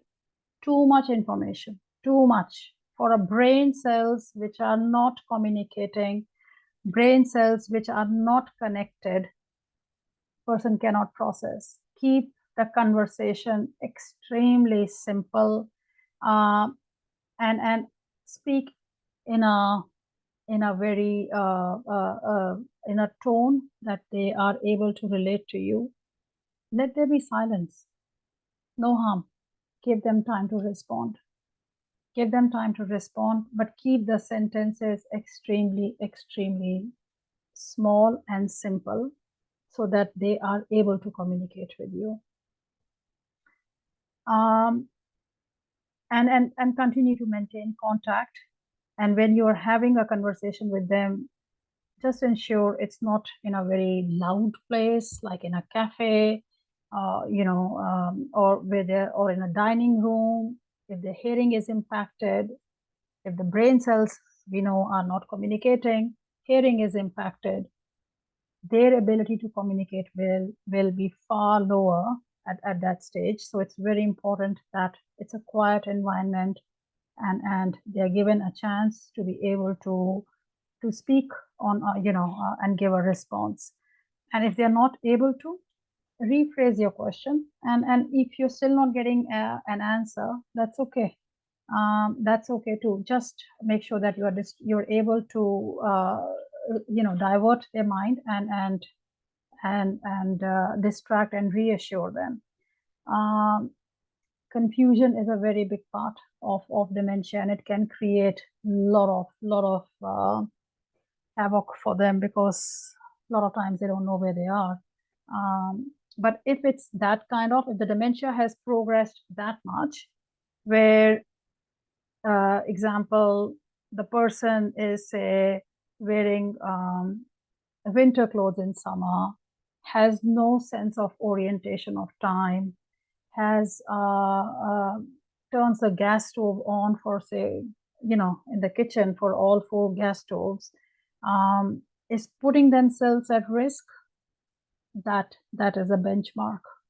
Safety is a benchmark at which you would say and ask and discuss with your line manager, follow your organization's policies and processes to see to find out, is this a right health setting? A duty of care, which I've talked about earlier, that is a key part of our role, keeping each resident safe, keeping yourself safe, keeping the staff safe.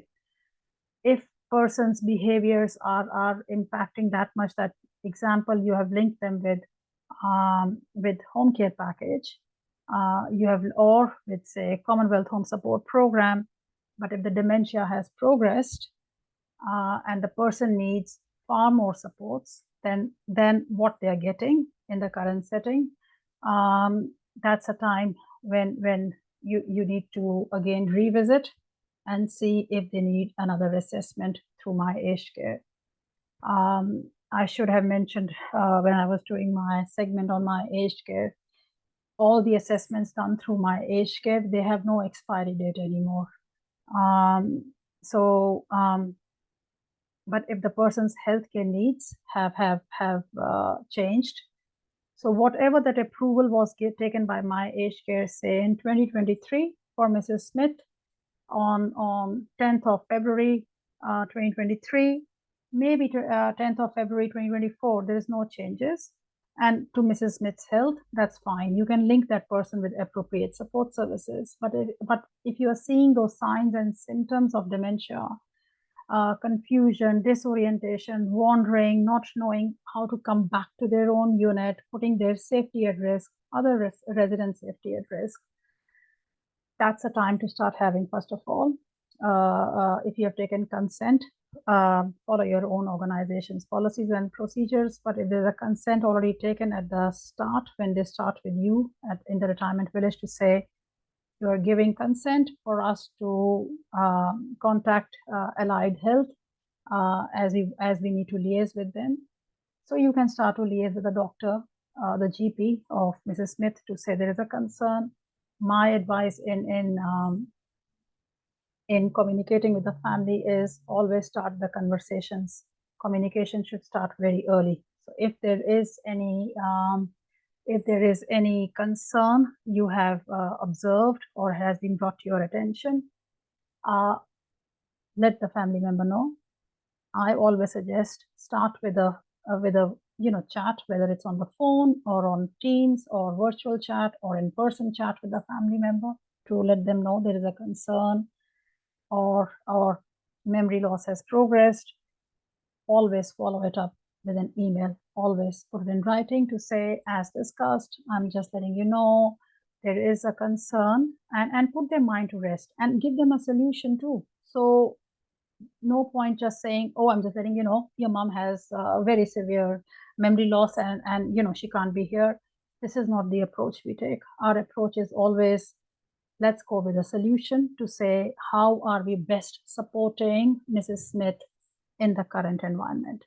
So it could be, I have organized a case conference with home care providers to see how Mrs. Smith is, to get input and ask.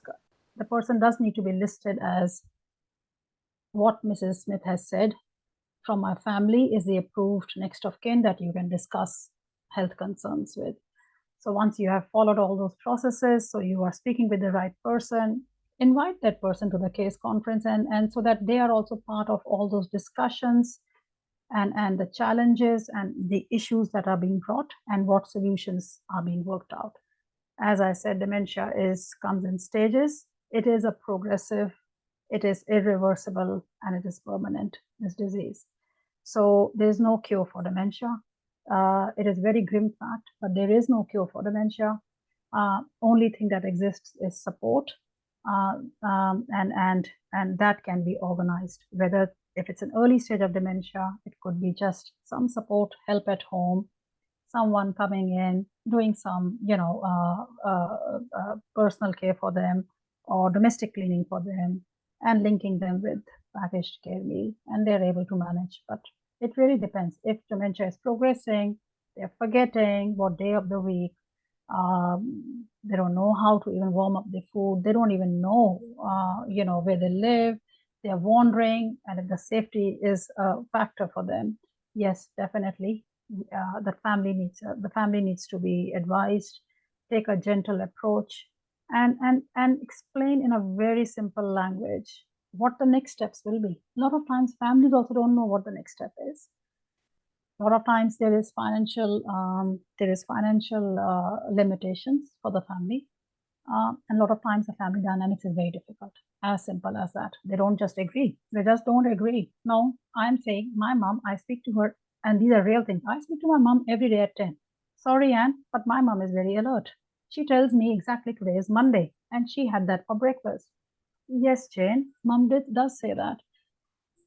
As the day goes along, mom is forgetting, mom is wandering. So start documenting all the things that has been observed, that is being relate to you from other residents in the village. And if there is any safety, any incident reports you have, all you have to say to the family is, yes, I am encouraging, and we do need to go back to my aged care and request another assessment, and I'll be working. Again, follow your own organization policies and processes.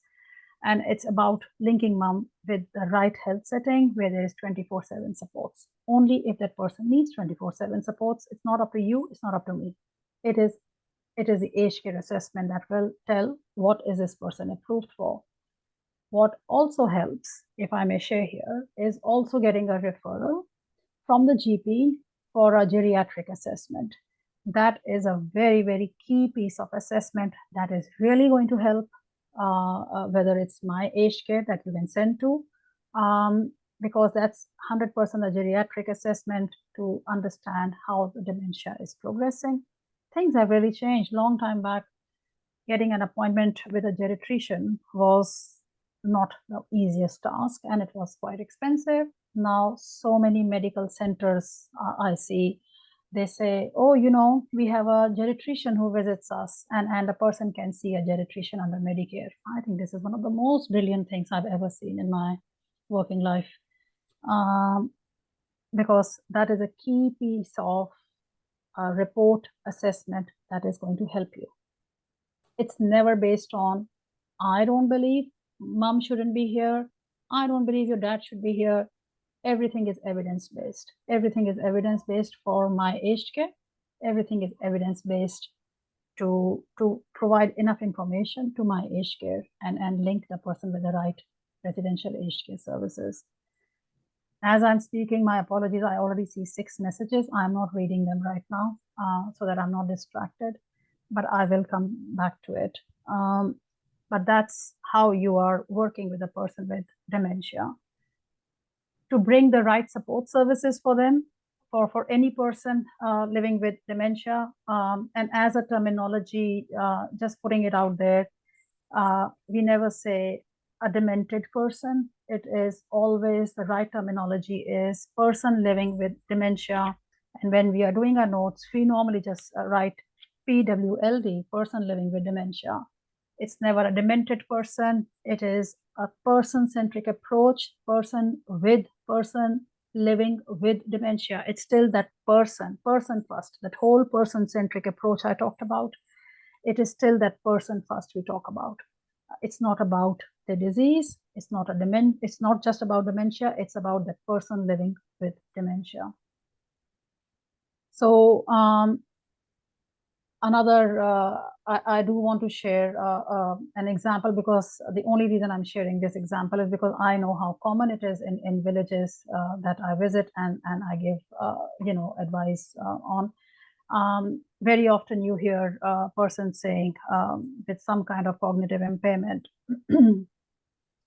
saying that, oh, somebody came in my unit and they have taken all my chinaware, they have taken my jewelry. Or you may hear, I'm telling you, my husband is having an affair. That person comes, each time I sleep, this person comes and I see him talking. Our role is not to argue, is not to confront, it is to assure them. I'm just letting you know, with those kind of information that you receive, where they're hallucinating. Again, not asking you guys to be clinicians, dementia clinicians. That is a Lewy body dementia. A characteristic feature of Lewy body is hallucinations. So when a person has hallucinations, they will, a Lewy body will portray as saying all these kind of things. So where they say, people visit my unit, I had a dinner party last night and they cleared up everything. Look, table is perfect. They packed away everything. So when they are talking like this, again, our role, your role, if I'm a village manager, my role at that time, my study specialization is this, is not to say, oh, Mrs. Smith, I think you have Lewy body. I am just sharing this information so that you know these are the signs and symptoms of that particular kind of dementia. Another very common thing, as an example that comes around, is those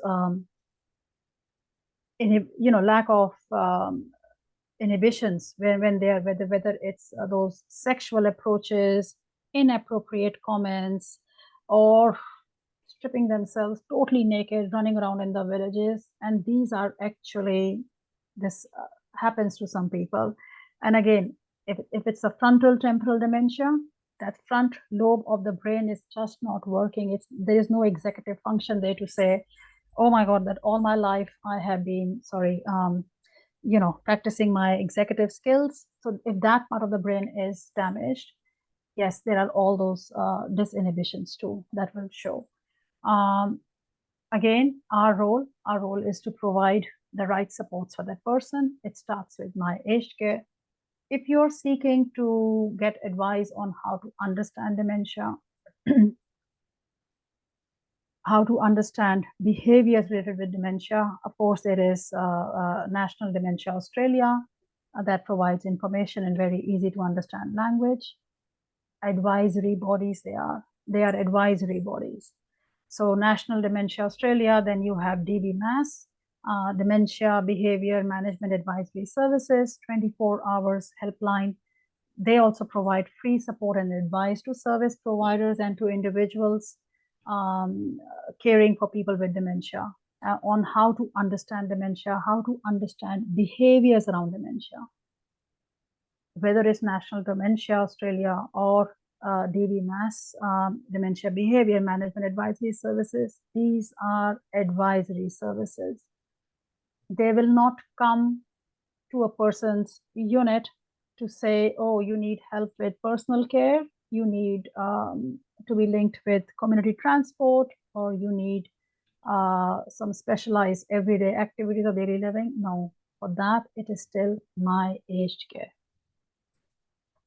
Another thing that I'll add here is, if you have any resident in your village, independent living village that you are supporting, and who is showing these signs and symptoms of dementia, we don't go to my aged care saying, it's a tip I'm giving, to not go to my aged care saying, Mrs. Smith has dementia, and Mrs. Smith needs to be assessed by example a geriatrician, or Mrs. Smith needs to be approved for dementia specific supports.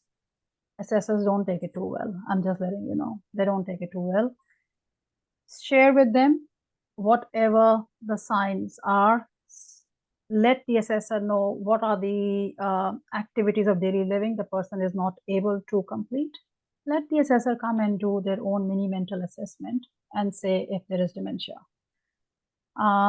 If there is a letter from the GP, that's very helpful for the assessor. If you have been able to get a referral from the GP for a geriatrician, that is also very helpful for the assessor, because without the assessment from my aged care and the approval for residential aged care is ticked, person cannot be going into residential aged care facility. So for that, my aged care assessment is definitely needed.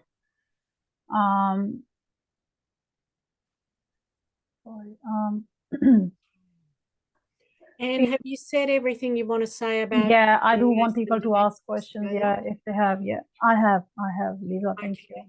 So I might throw it out to the group, because you may well have been, I'm sure a few of you have been experiencing residents with dementia starting to display signs of the various forms of dementia. So what do you find most challenging? Either into the chat box, or you can come off mute if that's easier. But what are the things that you personally are finding most challenging?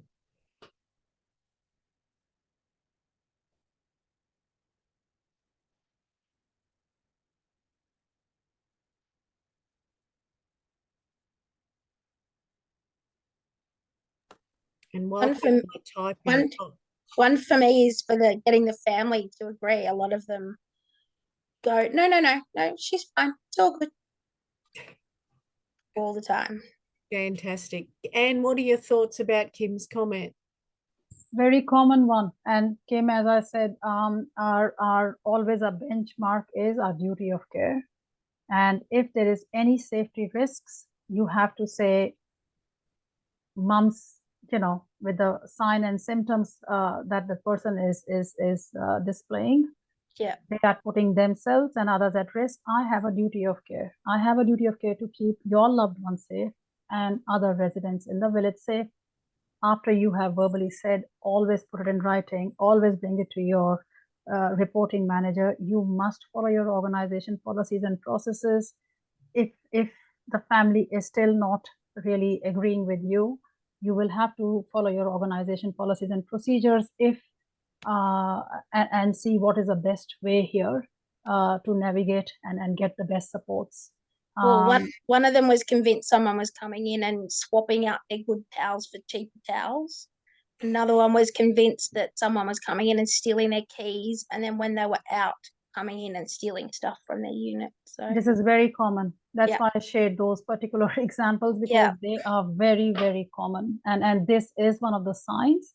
All you need to do is follow your organization policies and procedures. And always first thing we do is first rule out, is there any other underlying condition like, like it could be, as I said, a UTI or dehydration or a medication side effect, which is causing that kind of disorientation. Once that's ruled out, and you have the GP can send that person for more tests and or a referral for a geriatrician, you have it in writing. once you have it in writing from a geriatrician, person has memory loss and they need 24/7 supports, that's your black and white evidence that you need. One of these residents' nephews is a geriatrician, so that's an interesting situation as well. All right. A few people have mentioned in the chat box about other residents' reactions, helping them understand that the behaviours are not deliberate. I think that is one of the biggest challenges I have also seen, and observed and been told from village managers managing, the residents' reaction to a person. There is still truly so much of stigma attached to dementia and mental health. And people will say, with the first sign of even slight confusion or a disorientation a person shows, this is not the place for them. This is not the place for them. This is independent living. What are they doing here? And what are you guys doing here? And simple answer is managing their expectations and creating that awareness that we are without abiding by the privacy and the confidentiality, without giving away the privacy of the person and the particulars of that person's case. We are doing what needs to be done. Our role is to keep everyone safe, and we are bringing the right supports for as required. Keep it simple. Nobody needs to discuss more than that. But it's a work in progress, educating the residents, because that's where the biggest pushback comes from. And Kerry Ann, you've got a comment. Yeah, mine was probably very much the same. I had a resident in our village, and I guess a lot of our other residents were sort of helping him remain in his home for longer. If he locked himself out, they always had a spare key, all those sorts of things. And he was a really endearing, funny man. So his behaviour wasn't necessarily off-putting as such to residents as, say, some of the other behaviours that could happen. But, with that, the family also just kind of laughed it off, and it was really hard. And it wasn't until like a paddy wagon came to see me one day, and it had been like the 7th time he'd been picked up by a stranger that week, that initiated that that real escalation to the aged care. But even prior to that, he would just go missing, and people would be like, oh, it's all right, he always finds his way home, and probably something should have happened sooner. But because the residents sort of covered up a lot or helped him, and mixed in with his sort of endearing nature, that his family just didn't seem as concerned. Yeah. And look, a lot of times it puts people mean well, but it does. They're also in different stages of their health conditions, and it does carry an extra weight caring for a neighbor who has high support needs. So if they're putting, again, it does take a lot. What I normally do, especially a person who is cannot find their way back home, there are different strategies you have to first always try, rather than saying, there you go, straight to residential aged care. That is very person-centric approach, non-person-centric approach. There are bands you can get from Dementia Australia. You can get which has the name of the person. If they go missing, it's already written there, their phone numbers and whom to contact. So there are various means and tips and stuff which is available out there to keep them safe, keeping them in a retirement living. But if they are standing in the middle of the road and oncoming traffic, and there is that much of risk involved, of course, this is not the right setting for them. A lot of times, yes, in the initial stages, they may leave and then they'll be able to find their way back. A lot of times, they're not able to find their way back. And there is denial. Denial is always there. Put everything in writing, and make notes and create your files, because when you are going to put in an application, example, family is not agreeing, doctor has said, yes, there is, and you've got your reports, whether from my aged care or geriatrician or a GP, you are, what is the next choice? What is the next option a person has after you follow your, processes within your organization? Is putting in an application to civil and administrative tribunal to put in an application for a substitute decision maker, like a public appointed guardian. So who is making those lifestyle decisions for that person? It cannot be me. It cannot be you. A lot of times the client would say, the resident would say, I know you, and for last 10 years, I cannot be your appointed legal guardian. That will be an independent person. I'll work very closely with you, with that person to advocate for you. But that cannot be me and that cannot be you. So, and putting in an application through civil administrative tribunal in each state is a fairly simple process, but you do need evidence and you do need documentation to attach with that. Everything is based on reports and your own reports and your emails that you're sending to the family. If family is in a denial, they do, tribunals work brilliantly if you have enough supporting evidence. So there are a lot of safeguards in place for people who do not have capacity to make decisions for themselves. And especially when you're looking for finding the right facility for them 24/7, make sure the same application has a tick box for appointment of a financial manager, or you can go through TAG, trustee and guardianship, and get them a public trustee as well, who's managing their finances. Lifestyle decisions is all public guardian. Anything with money is financial trustee that you need to work. And a lot of times, the two bodies are working very closely to find the right placement for that person. And then you are also working very closely with them to say, example, I'm from this organization. My organization also has residential aged care. We do take people. We have concessional beds available. We have people who are pensioners. And there is a certain quota. I'm just letting you all know there is a certain quota every organization does need to keep and put aside in a residential aged care for people who are financially disadvantaged. Aged Care Act is very clear on that. Same for any help for a person to get at home. Aged Care Act 1997 says if a person cannot afford to pay the fees to the provider, I'm not talking about self-funded retirees. I'm talking about aged pensioners. So if that person cannot afford to pay the fee, no provider can force them to pay a fee for a service delivery. So there are a lot of safeguards in place. And our role in this model is also advocating and supporting the resident in our village to get the best supports they deserve. Okay. Any final questions and comments around dementia? Now is your moment. I did like Laurie's comment about taking the razor blades out. Sometimes, much as it's funny, it's also, if you can find those ways to keep people safe without removing their dignity. I've been working with a family recently who keep taking the bottles of wine, emptying them and filling them with non-alcoholic wine.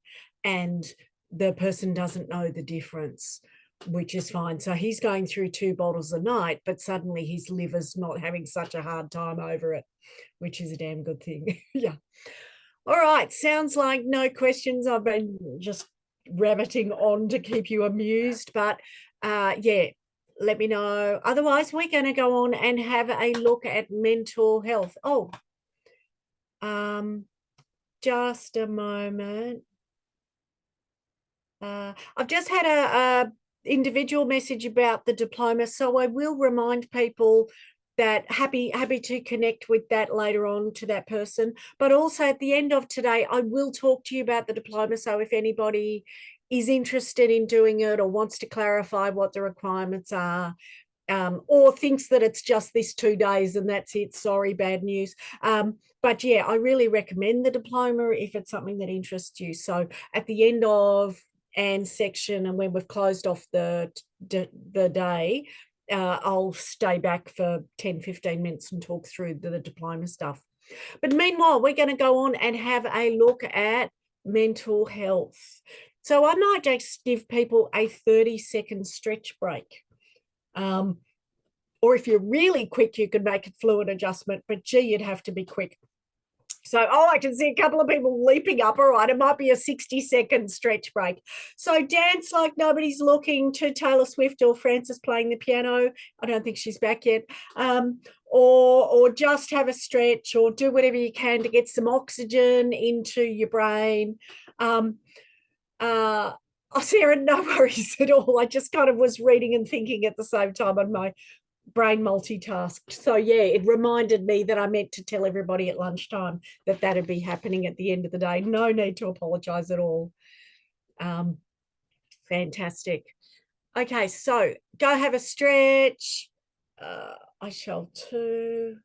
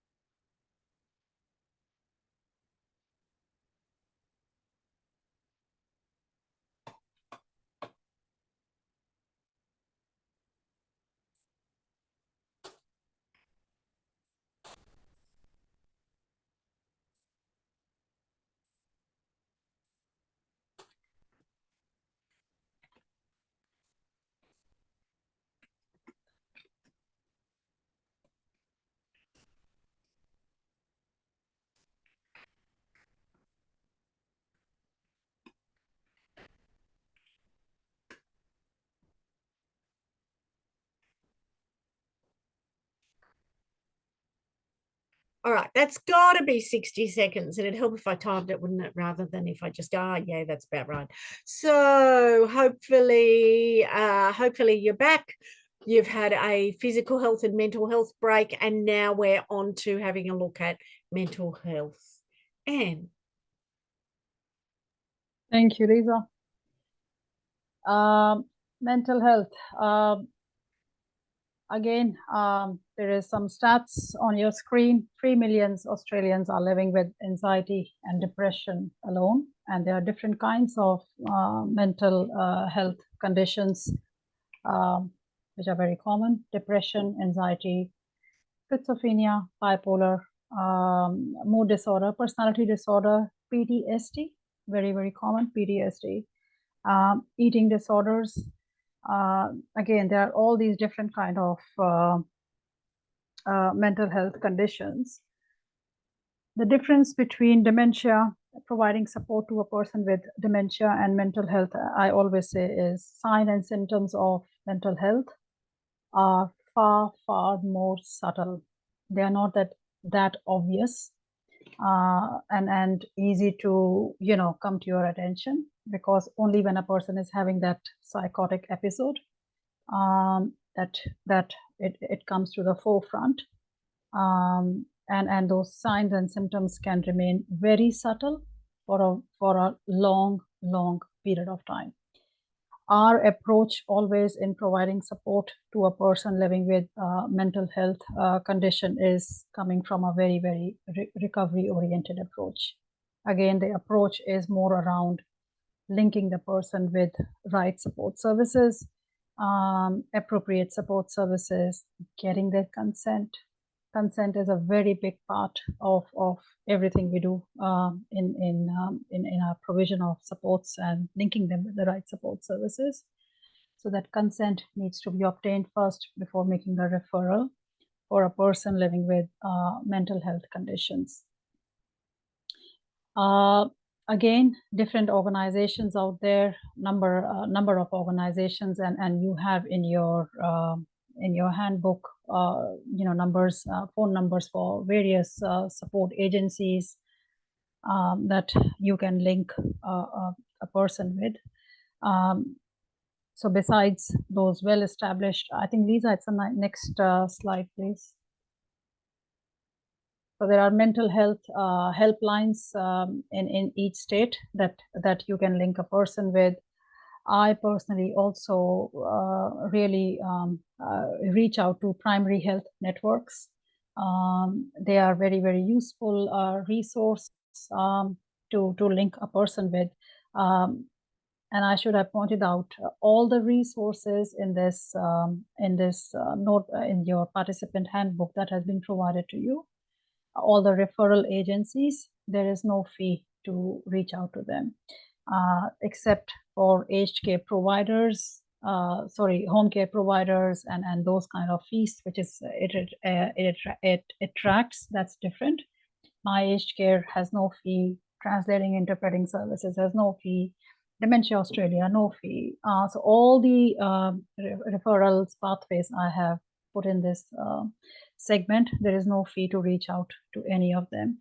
So primary health network is a very, very useful one to reach out to. I know I have added in the note participant handbook, Health Direct Australia. I find them extremely useful. All their phone lines are answered by registered nurses. They are disclaimer, I am not choosing one over another, but Health Direct Australia is also a very good resource to link a person with for mental health. And also, if a person has, if you think there is a value for them to see and talk to someone, I often suggest them to speak to their GP and link them with, put them on a mental health plan, and they can see a psychologist, and 5 sessions are approved at one go, and then they can be approved on an ongoing basis, and they are charged through Medicare. Is it that easy? Everything I've said so far is sharing of information. Let's talk about reality, how easy it is to link someone when there is that much of even there is stigma even around mental health, even for the own person, for the person who has mental health. It's not that easy to say,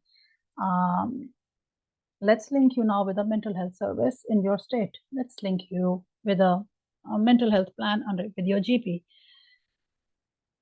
Strategies I have used, I'm happy to share. It's more about first making a rapport with that person that you are supporting. This whole person-centric approach I talked in the beginning, the whole holistic approach I talked in the beginning. There is a reason why we do all that.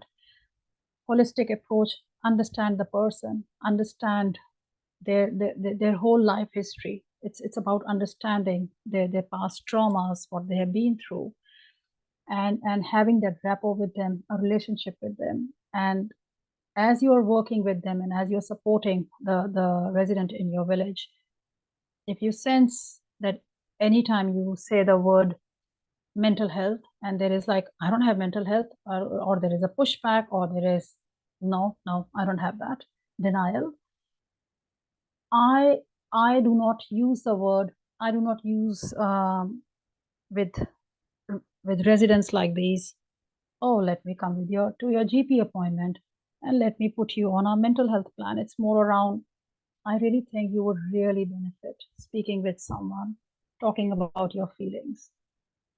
GPs can put a referral.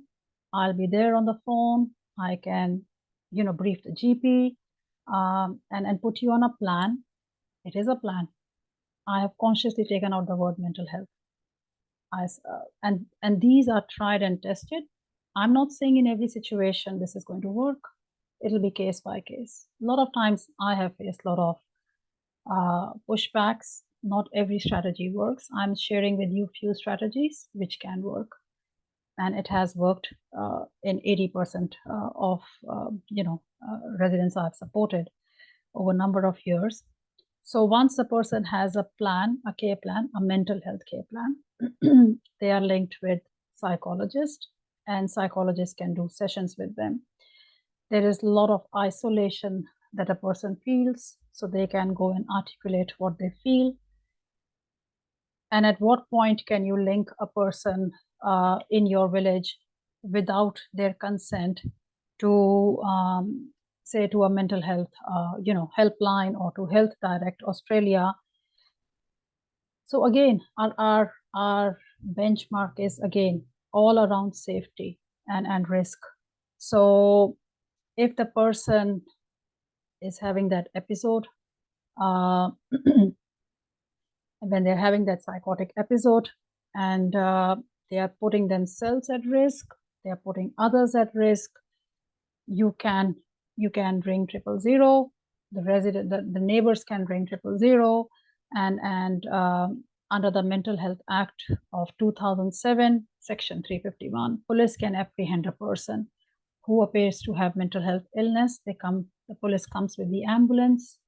The person gets taken to a mental health specialist hospital, and a lot of times, and they get discharged with a community mental health plan, which means if they need to take medications, they are monitored. We are not in this integrated care model. Again, aim is no, it's not that, oh my God, this person now cannot be here. Anytime, our role is first to bring them the right supports. So we always have to link the person, come with a recovery oriented approach, support that resident to be linked with right supports, and see how those supports are working, and work and liaise with those stakeholders, whether it's mental health team or it's community, it's those providers who are coming in to check in on them and seeing how the person is going along. Even after bringing all those supports, if you feel the person is putting themselves at risk very frequently and you have documented evidence, mental health is still a difficult case, because till the time they're not back in hospital, it's difficult to discharge them from a retirement living into a setting which has 24/7 staffing and staff trained under mental health. There are such settings. There are 100% such settings.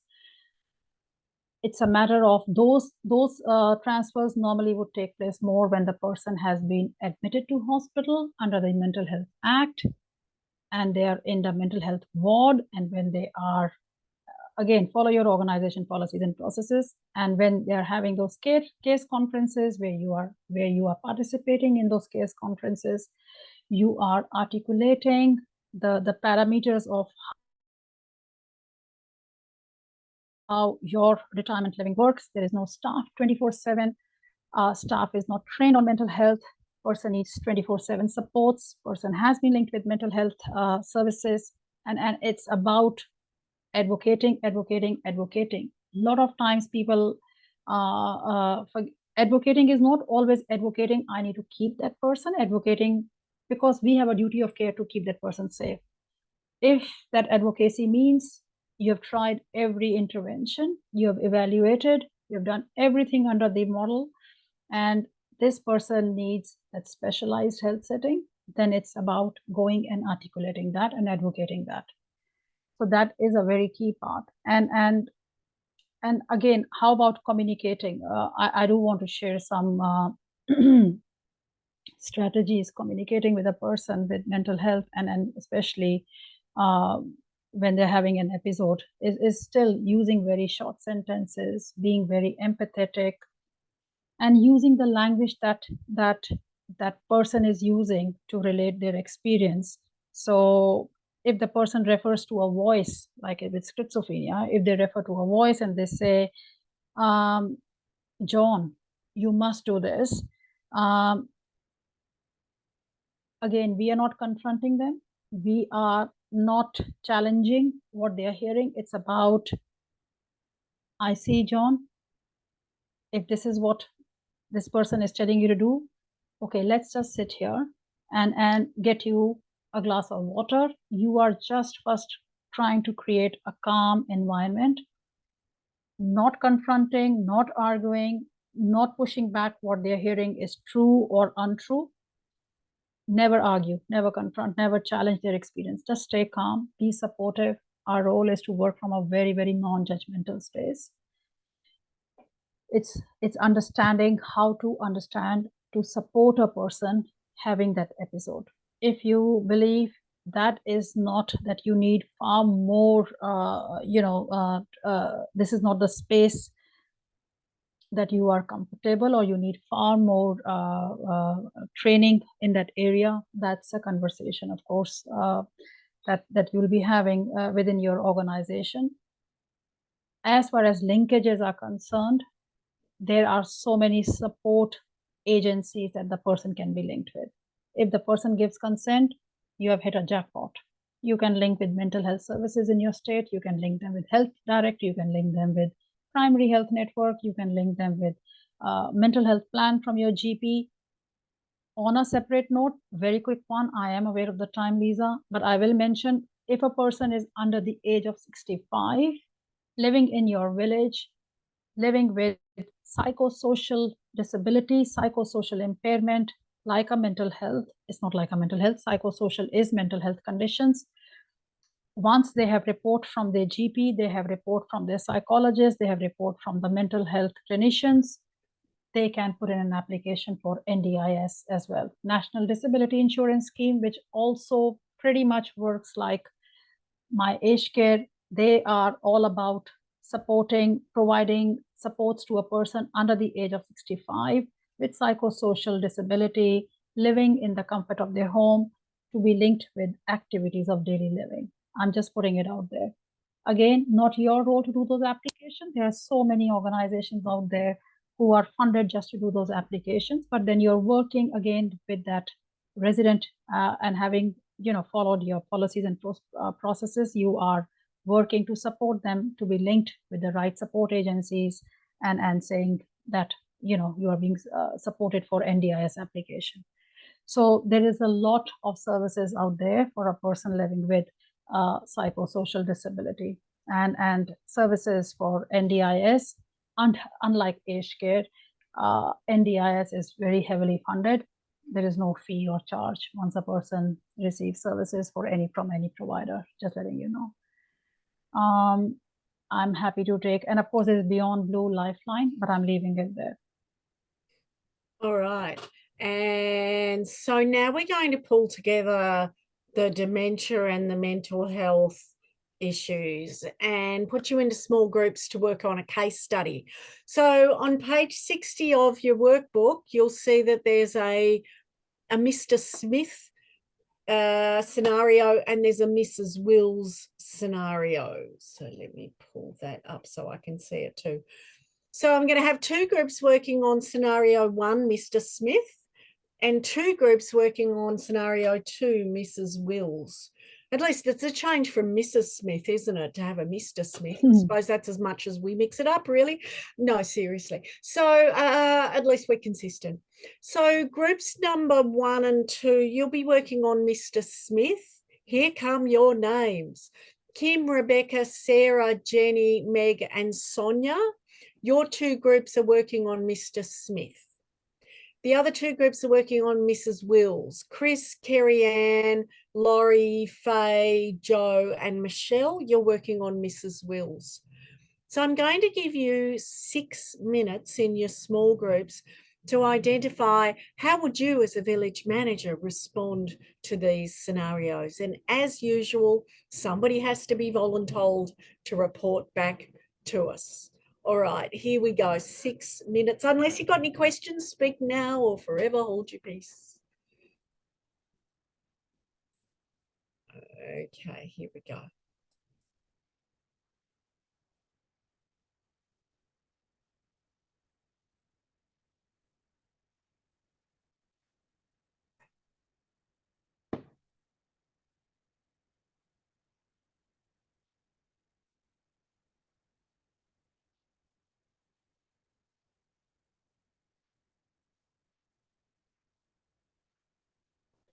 All right.